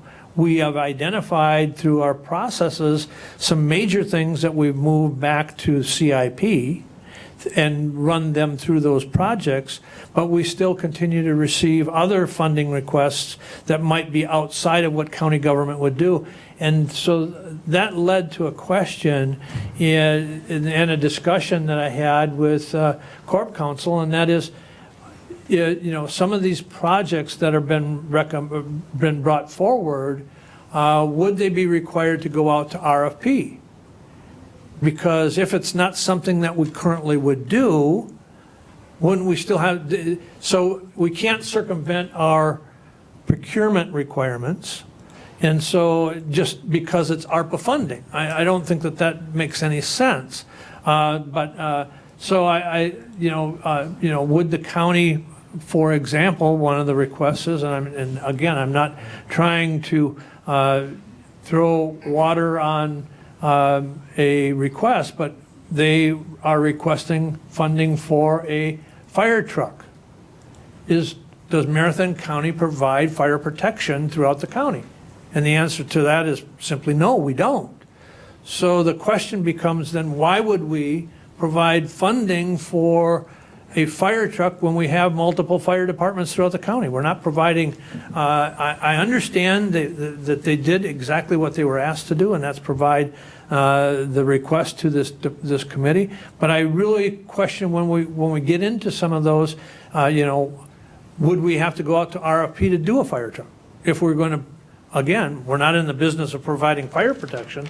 So that's the only thing that I look at some of these requests and say, they don't fit in what the county would normally do, and therefore, just because it's ARPA dollars we're going to go at, if it isn't addressing something that the county would normally do, then why would we use ARPA when we're sitting there and the government's saying, this is for lost revenue? Shouldn't it be targeted towards business or services that the county currently provides? That's the only thing that I would bring to the discussion. I want to just pick up on those comments and follow up, because you have we mentioned the Department of Treasury, and Chair Gibbs talked about our policies, and we have to also be that consistent with the state statutes. We cannot, as a county, spend money on things that we are not authorized to spend money on, and we're creatures of the state, and unlike cities with home rule,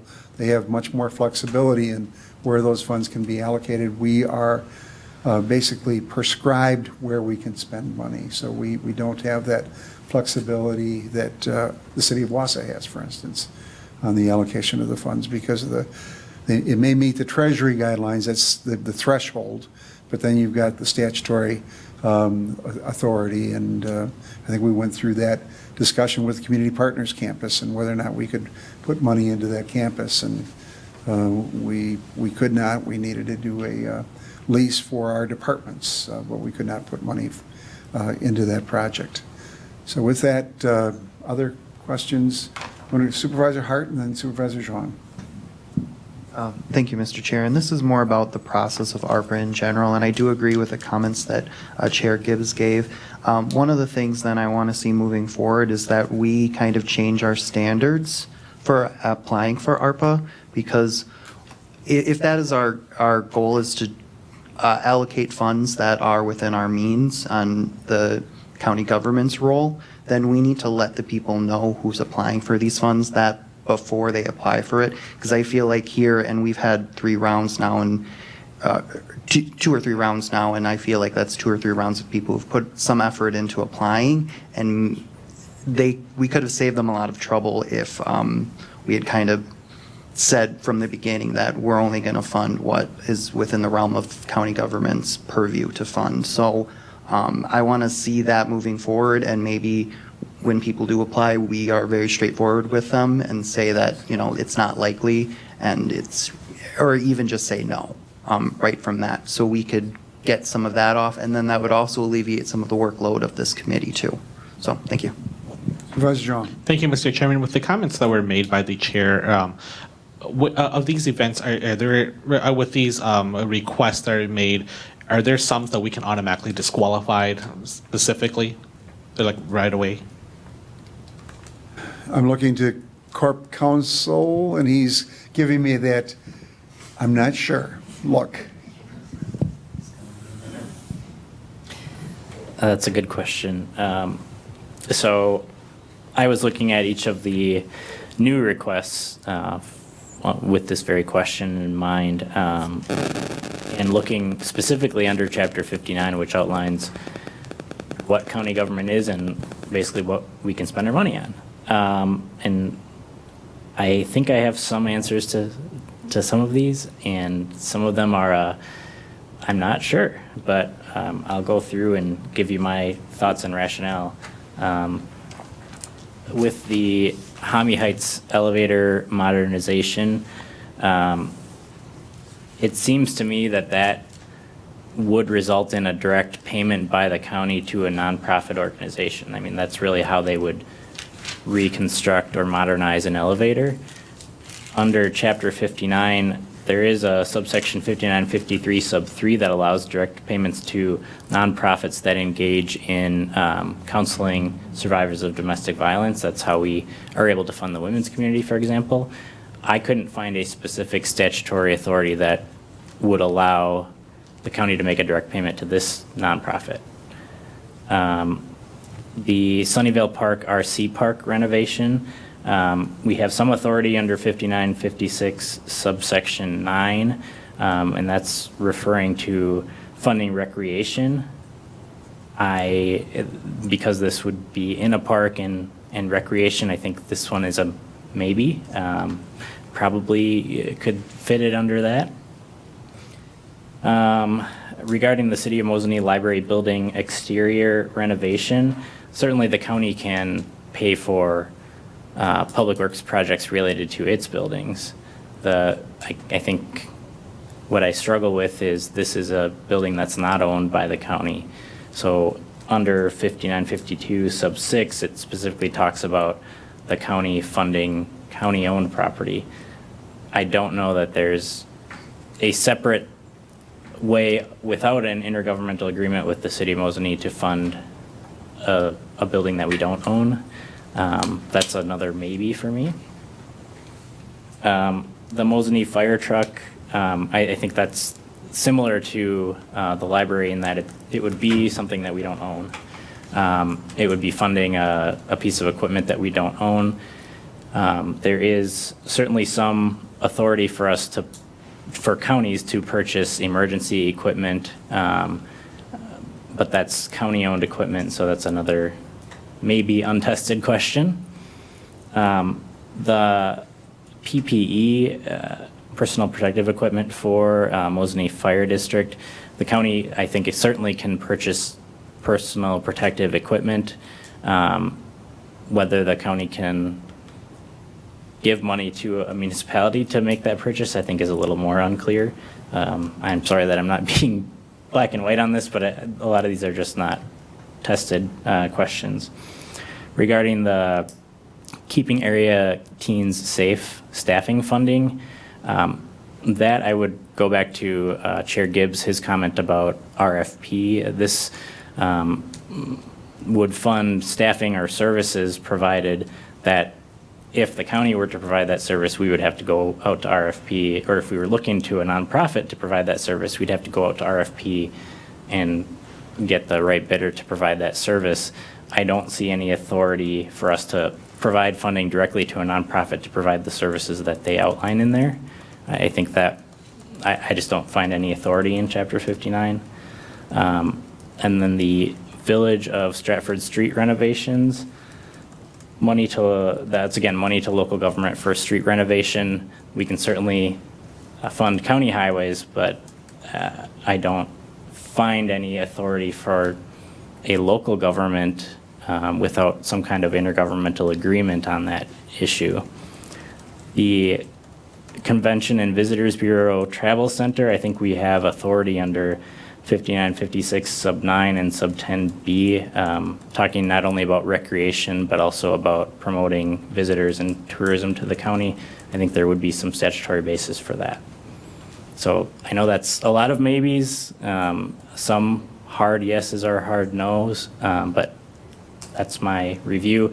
I posed the same question to some other corporation councils on how they're handling these requests and how they're handling this specific question, and I think we all agreed, at least the people who I spoke to, that there has to be some basis in statute for the county to expend the funds. We can't, as Chair Gibbs said, simply because it's ARPA funding, that doesn't give us authority to spend the money if the county couldn't otherwise appropriate it in this fashion.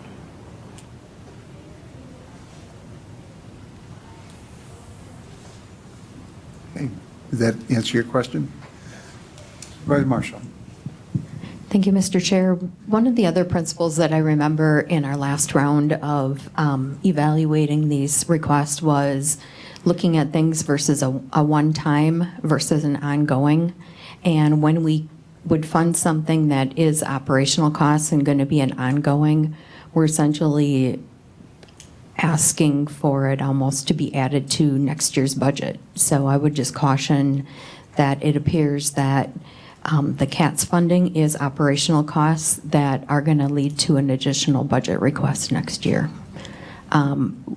likely. One of the other factors that we looked at that is part of the federal guidelines is proportionality, and there has to be a proportionate allocation of funds across communities. And we did do that outreach. We did do 3 hearings with the old committees, so the newer members aren't aware of this, but we went out to Hatley, Edgar, and one in Wausau, and we asked the public how they wanted the funds allocated, and there were a number of suggestions, and honestly, many of these were not within the public comment. That doesn't mean they can't be considered, but there were outreach opportunities at that time. So the issue is we had the request before us, and we have both the historical request from round 1. This is our second round. And then we have the request from round 2. And I think what we should do is take a step back after this round, and I think as Supervisor Hart has suggested, rethink our our approach in solicitation process. And I think one of the things that we need to do is make sure that we're meeting the needs of the county, because if we don't meet them here, we're shifting that to the levy. So what are your wishes with any of these proposals? We've got defined ambiguity, which is what I think attorneys are good at that.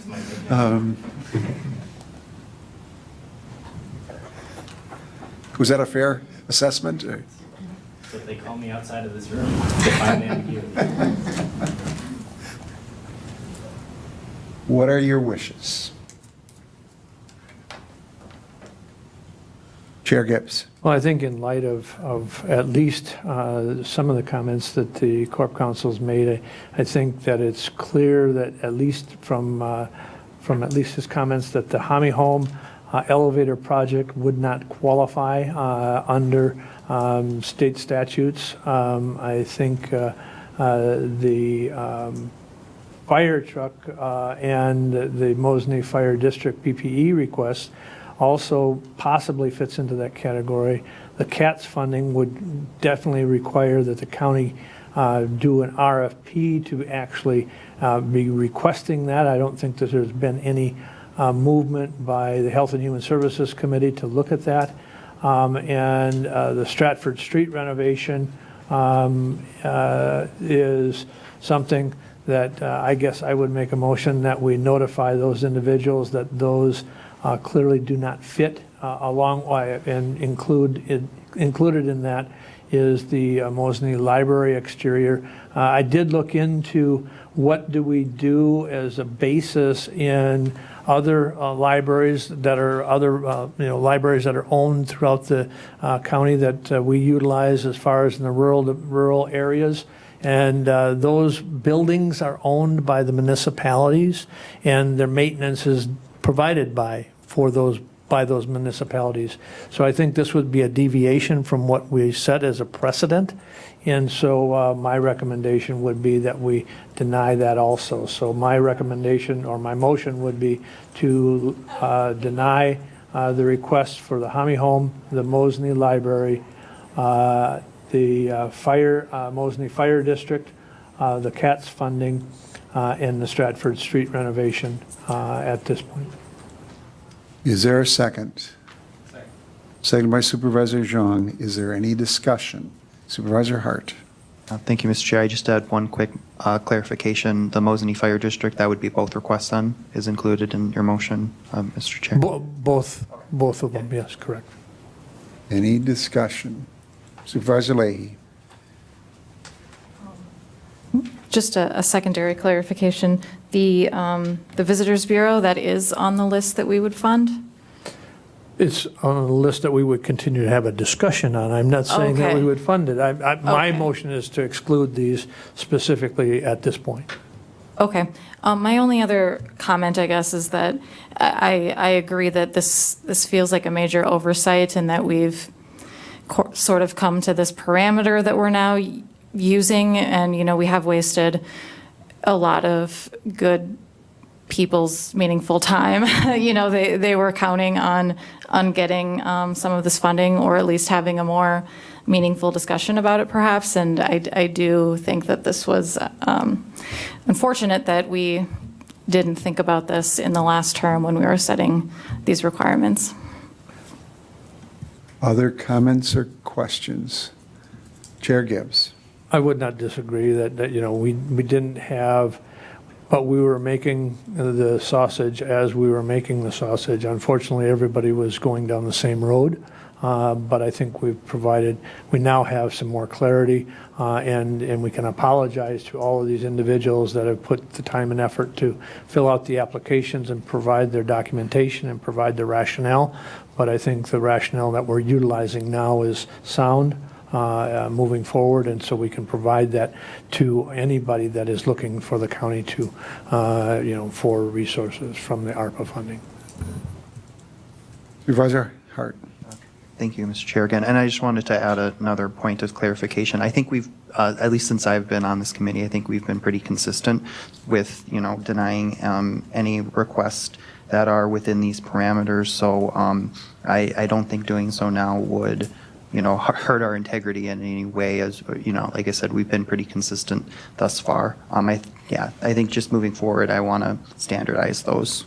Thank you. Any other questions or comments? If not, all those in favor of the motion dealing with Hami Heights, City of Mosinee Library, Mosinee Fire District, truck and PPE, CATS funding, and Stratford Streets. Will signify by saying aye. Aye. Opposed, no.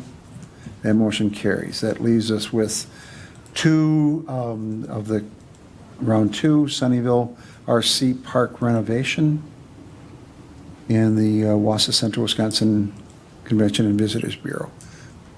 Any discussion on those items? Chair Gibbs. Thank you, Mr. Chairman.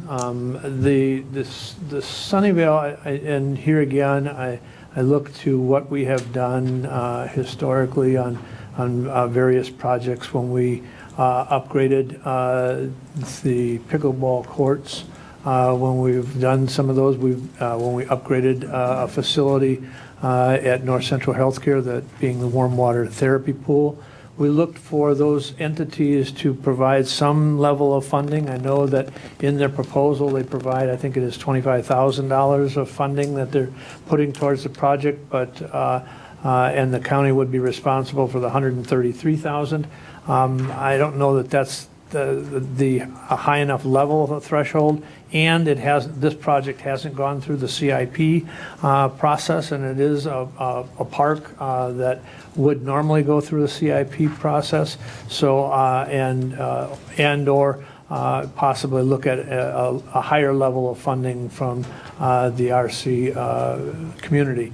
That would be my suggestion, is that we refer that through the CIP process, but also if we're going to look at that, look at the level of funding from the partners at a higher potential level.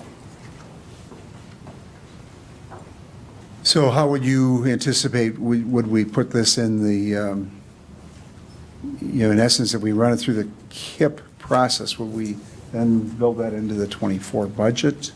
Potentially it could be, depending on how the administration reviews this and looks at it and has the discussion. If we recommend that the RC use the same logic that we did with the warm water therapy pool, they bring, the RC community bring half of the funding, and then again, send the whole project through CIP.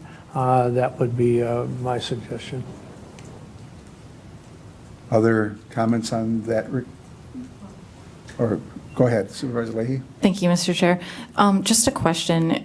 I mean, first of all, it's a relatively small amount of money for a project that this organization is requesting. I guess I just wonder about the time it will take to go through the CIP process for something of this nature. It's definitely not anywhere near, the scale of the warm water pool, for an example. Is this something that we could talk with the Parks Department perhaps more on a one-to-one basis and get answers instead of, sending it through a process where we wouldn't even discuss funding until 2024? I think in light of the fact that we abolished the capital expenditure review, or the KIP committee, we'd have to look to our rules, and I'd look to Lance or Mike. Yeah, so just in terms of process, how you want to do this is, as you referenced, it's a Marathon County-owned park, and if we were doing this work or paying for this work, it would require an amendment of your existing 2023 capital improvement plan and an amendment of the budget to move the funds from the current account in which they sit, which is your ARPA allocation, into the appropriate fund for allocation for completing the project. I certainly can follow up with the Parks Department to see what their assessment is in terms of, putting out an RFP for the work to get some better numbers, or have them scope it perhaps to truth test the numbers. And if there's a request to move forward in that fashion, we can do that. I assume if the direction is that another entity would be responsible for fundraising a portion of the cost of the overall project, that we would set aside a portion of the funds necessary to cover the county's share for a period of time, similar to what you've done for the morgue project. The county board approved setting aside, I believe, is $2 million of your overall ARPA allocation, in light of the potential that the remaining funding would come from the state. But I think, and I look to Mike, if that sounds right, that we would amend the 2023 CIP if we were going to do it through the year as opposed to go through the budget process for 2024. That does sound right. So all of those would require, any vote would be a 2/3 vote. You need to amend, even the allocation of the ARPA funds requires a 2/3 vote because it's being taken outside the context of the budget. Chair Gibbs. Just one other thing, and that is that this would be a public works, and this would require to go out to an RFP for the project, which, again, may mean that the numbers are totally different than what we currently have. We don't have an RFP in front of us specking out this project.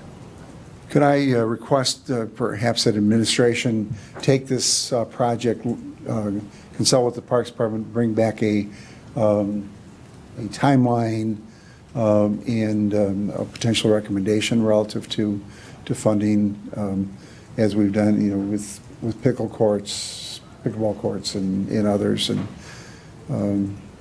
bring that back at our next meeting or first meeting in February? I can talk with the Parks Department if that's the consensus of this committee. I don't know that we'll be able to get you all that information in that time frame, but I will at least be able to come back and let you know what the time frame is to get you the information you're looking for. Supervisor Jean. Thank you, Mr. Chairman. I would appreciate that if it goes back to staff so that they can at least have that discussion with the Parks Department. But I also want to concur with what Chairman Gibbs mentioned in regards to having the RC Club be part of the project and fundraising, at least 50% more of the funding as well. I know that last time I did ask the question whether any other private organizations or any other private foundations has been approached, and if I recall correctly, there was the Green Hack Foundation or any of the other foundations has not been approached yet. So I would like to see for us to only fund up to a maximum of 50% or some, but that'll be decided on after the discussion that staff has with administration. Any other discussion?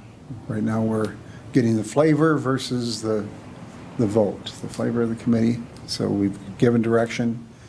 Without objection, we'll ask administration to, as soon as possible, bring that information back. All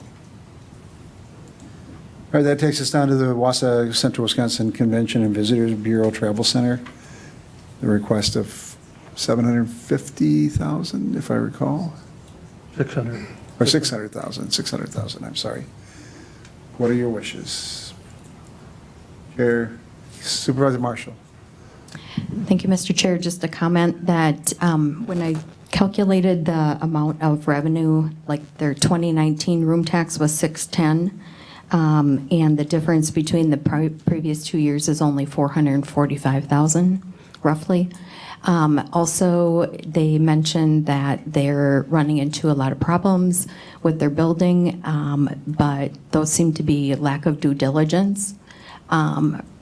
Rather than something that was ARPA related. So I'm not in favor of funding the entire amount, but I do think that a portion of it should be funded. Chair Gibbs.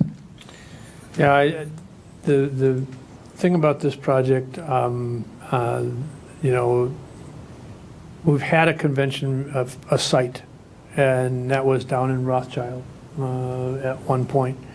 That site has now been vacated. We now have a potential new request. But I look to my own self and my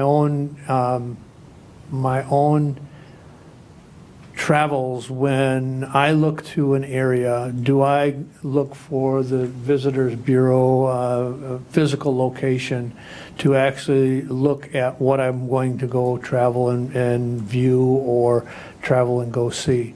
And I would say no. What do I utilize? I utilize the internet, as I think probably the vast majority, and I might be the oldest one on the committee. Well, I'm close. I'm close. I'd be gladly yield to you Well, all right. if you'd like. But the fact is, I use technology, as I think the vast majority of the touring population does. So I question the value of a physical location.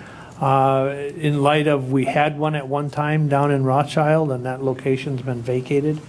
And in light of, is there, as Supervisor Marshall has mentioned, was the due diligence, obviously, the 600,000 is probably more so, well, the location of whatever they purchased was what the purchase price was, much less the building.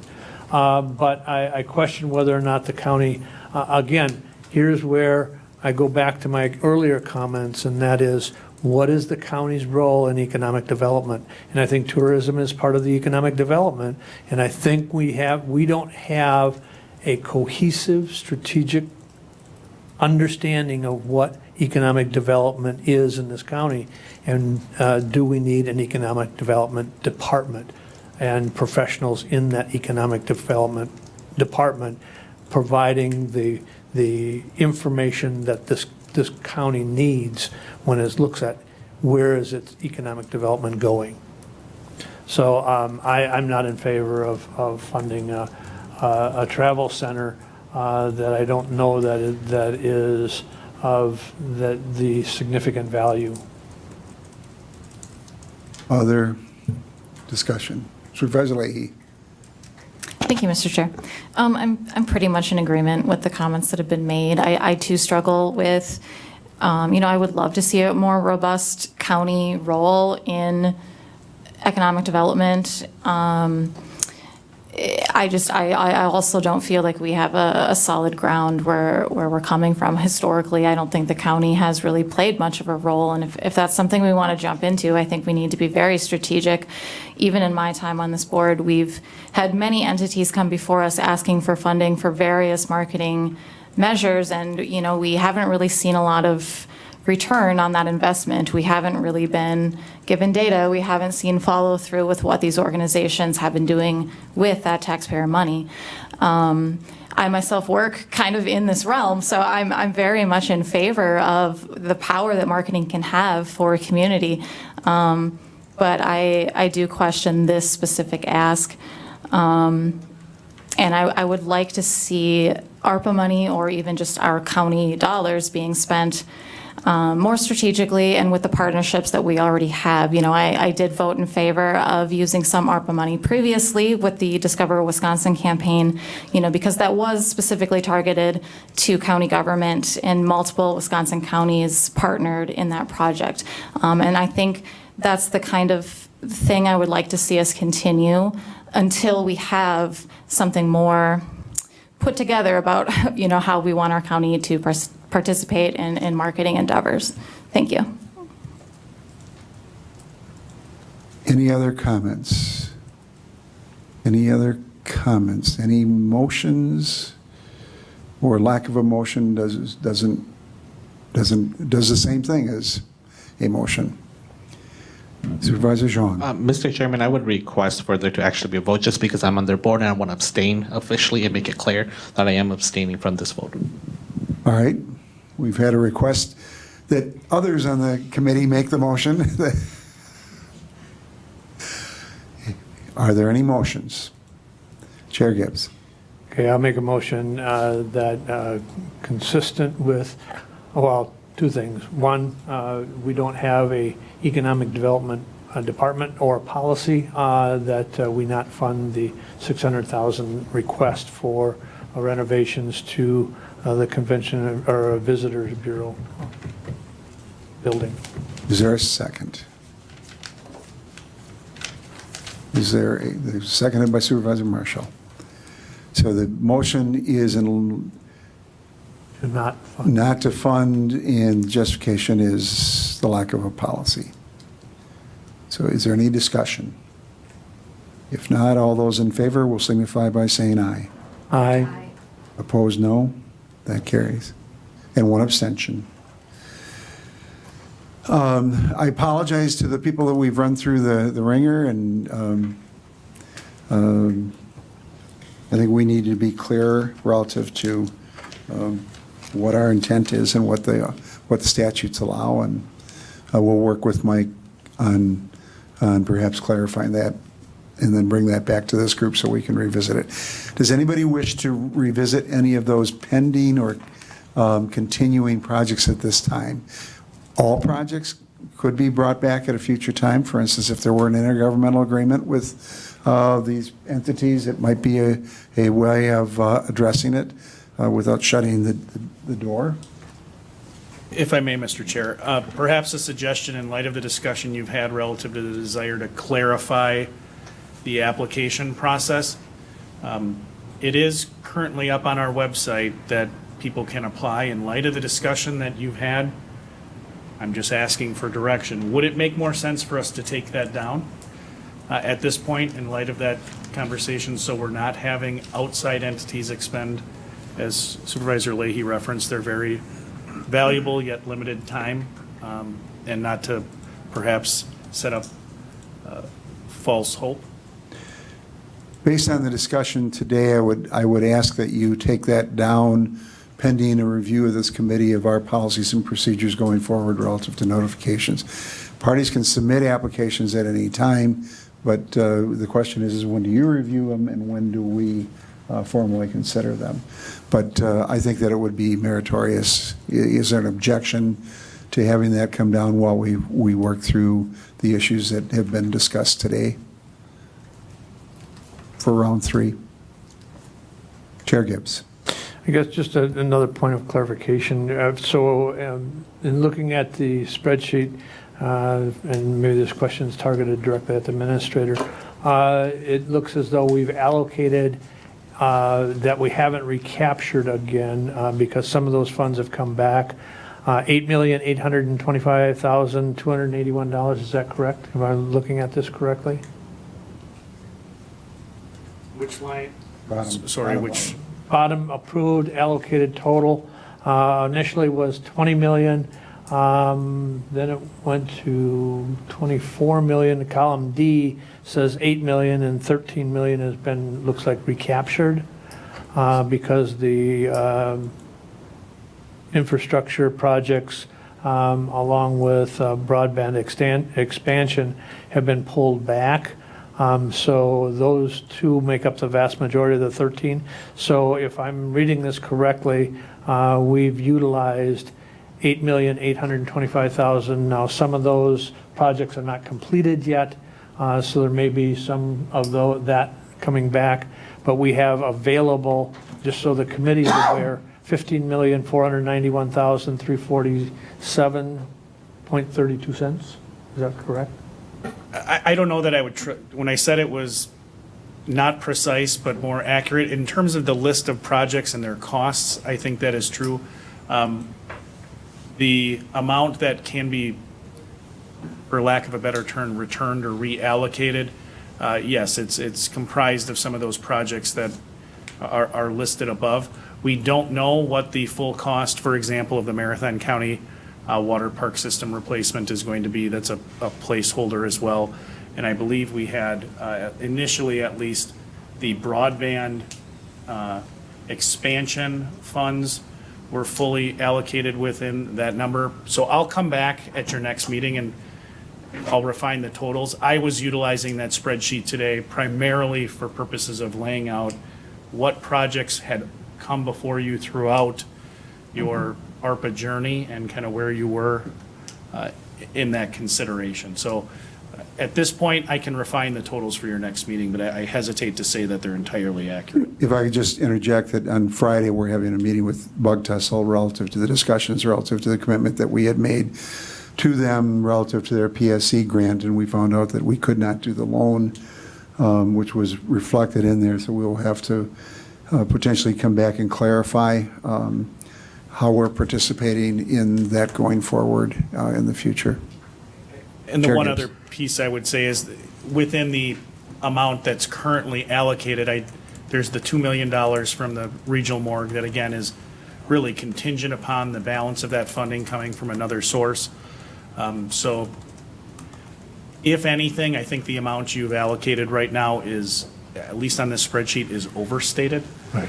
Okay. Chair Gibbs. Then just, if I'm also just reviewing, so everything that's under first round that's still continuing, those are the projects that were referred to CIP, was that not correct? Okay. They were the things that started as ARPA projects that Right. were then referred to go through the budget process as CIP projects. Immediately prior to this meeting, Deputy Administrator Holman made a very good point indicating that through the budget process, there were also a lot of CIP projects that were not ultimately funded through the budget process, that should you wish to revisit those as part of your ARPA discussion, those are not on this list. So if I could ask the administration to bring a completed list of those, the CIP requests that were not funded, along with the first round projects that were referred to the CIP that weren't funded, which I'm assuming is everything that's listed here. But let's get a complete list of the CIP projects so that we can look at it comprehensively. Any other comments on ARPA? If not, we will move on to any items for future meetings. I think at the next meeting, Supervisor Lemmer will talk about the energy task force or the your request and potentially other items relative to our plan. And I think we've got a number of items that are piling up for that. As well. Are there other items that you'd like to have discussed? All right, if not, that meeting is on January 24th at 3, and the next item is adjournment. What are your wishes? Supervisor Hart moves to adjourn, seconded by Supervisor Gibbs, or Chair Gibbs. All those in favor of adjournment will signify by saying aye. Aye. Opposed, no. That motion carries. Thank you all.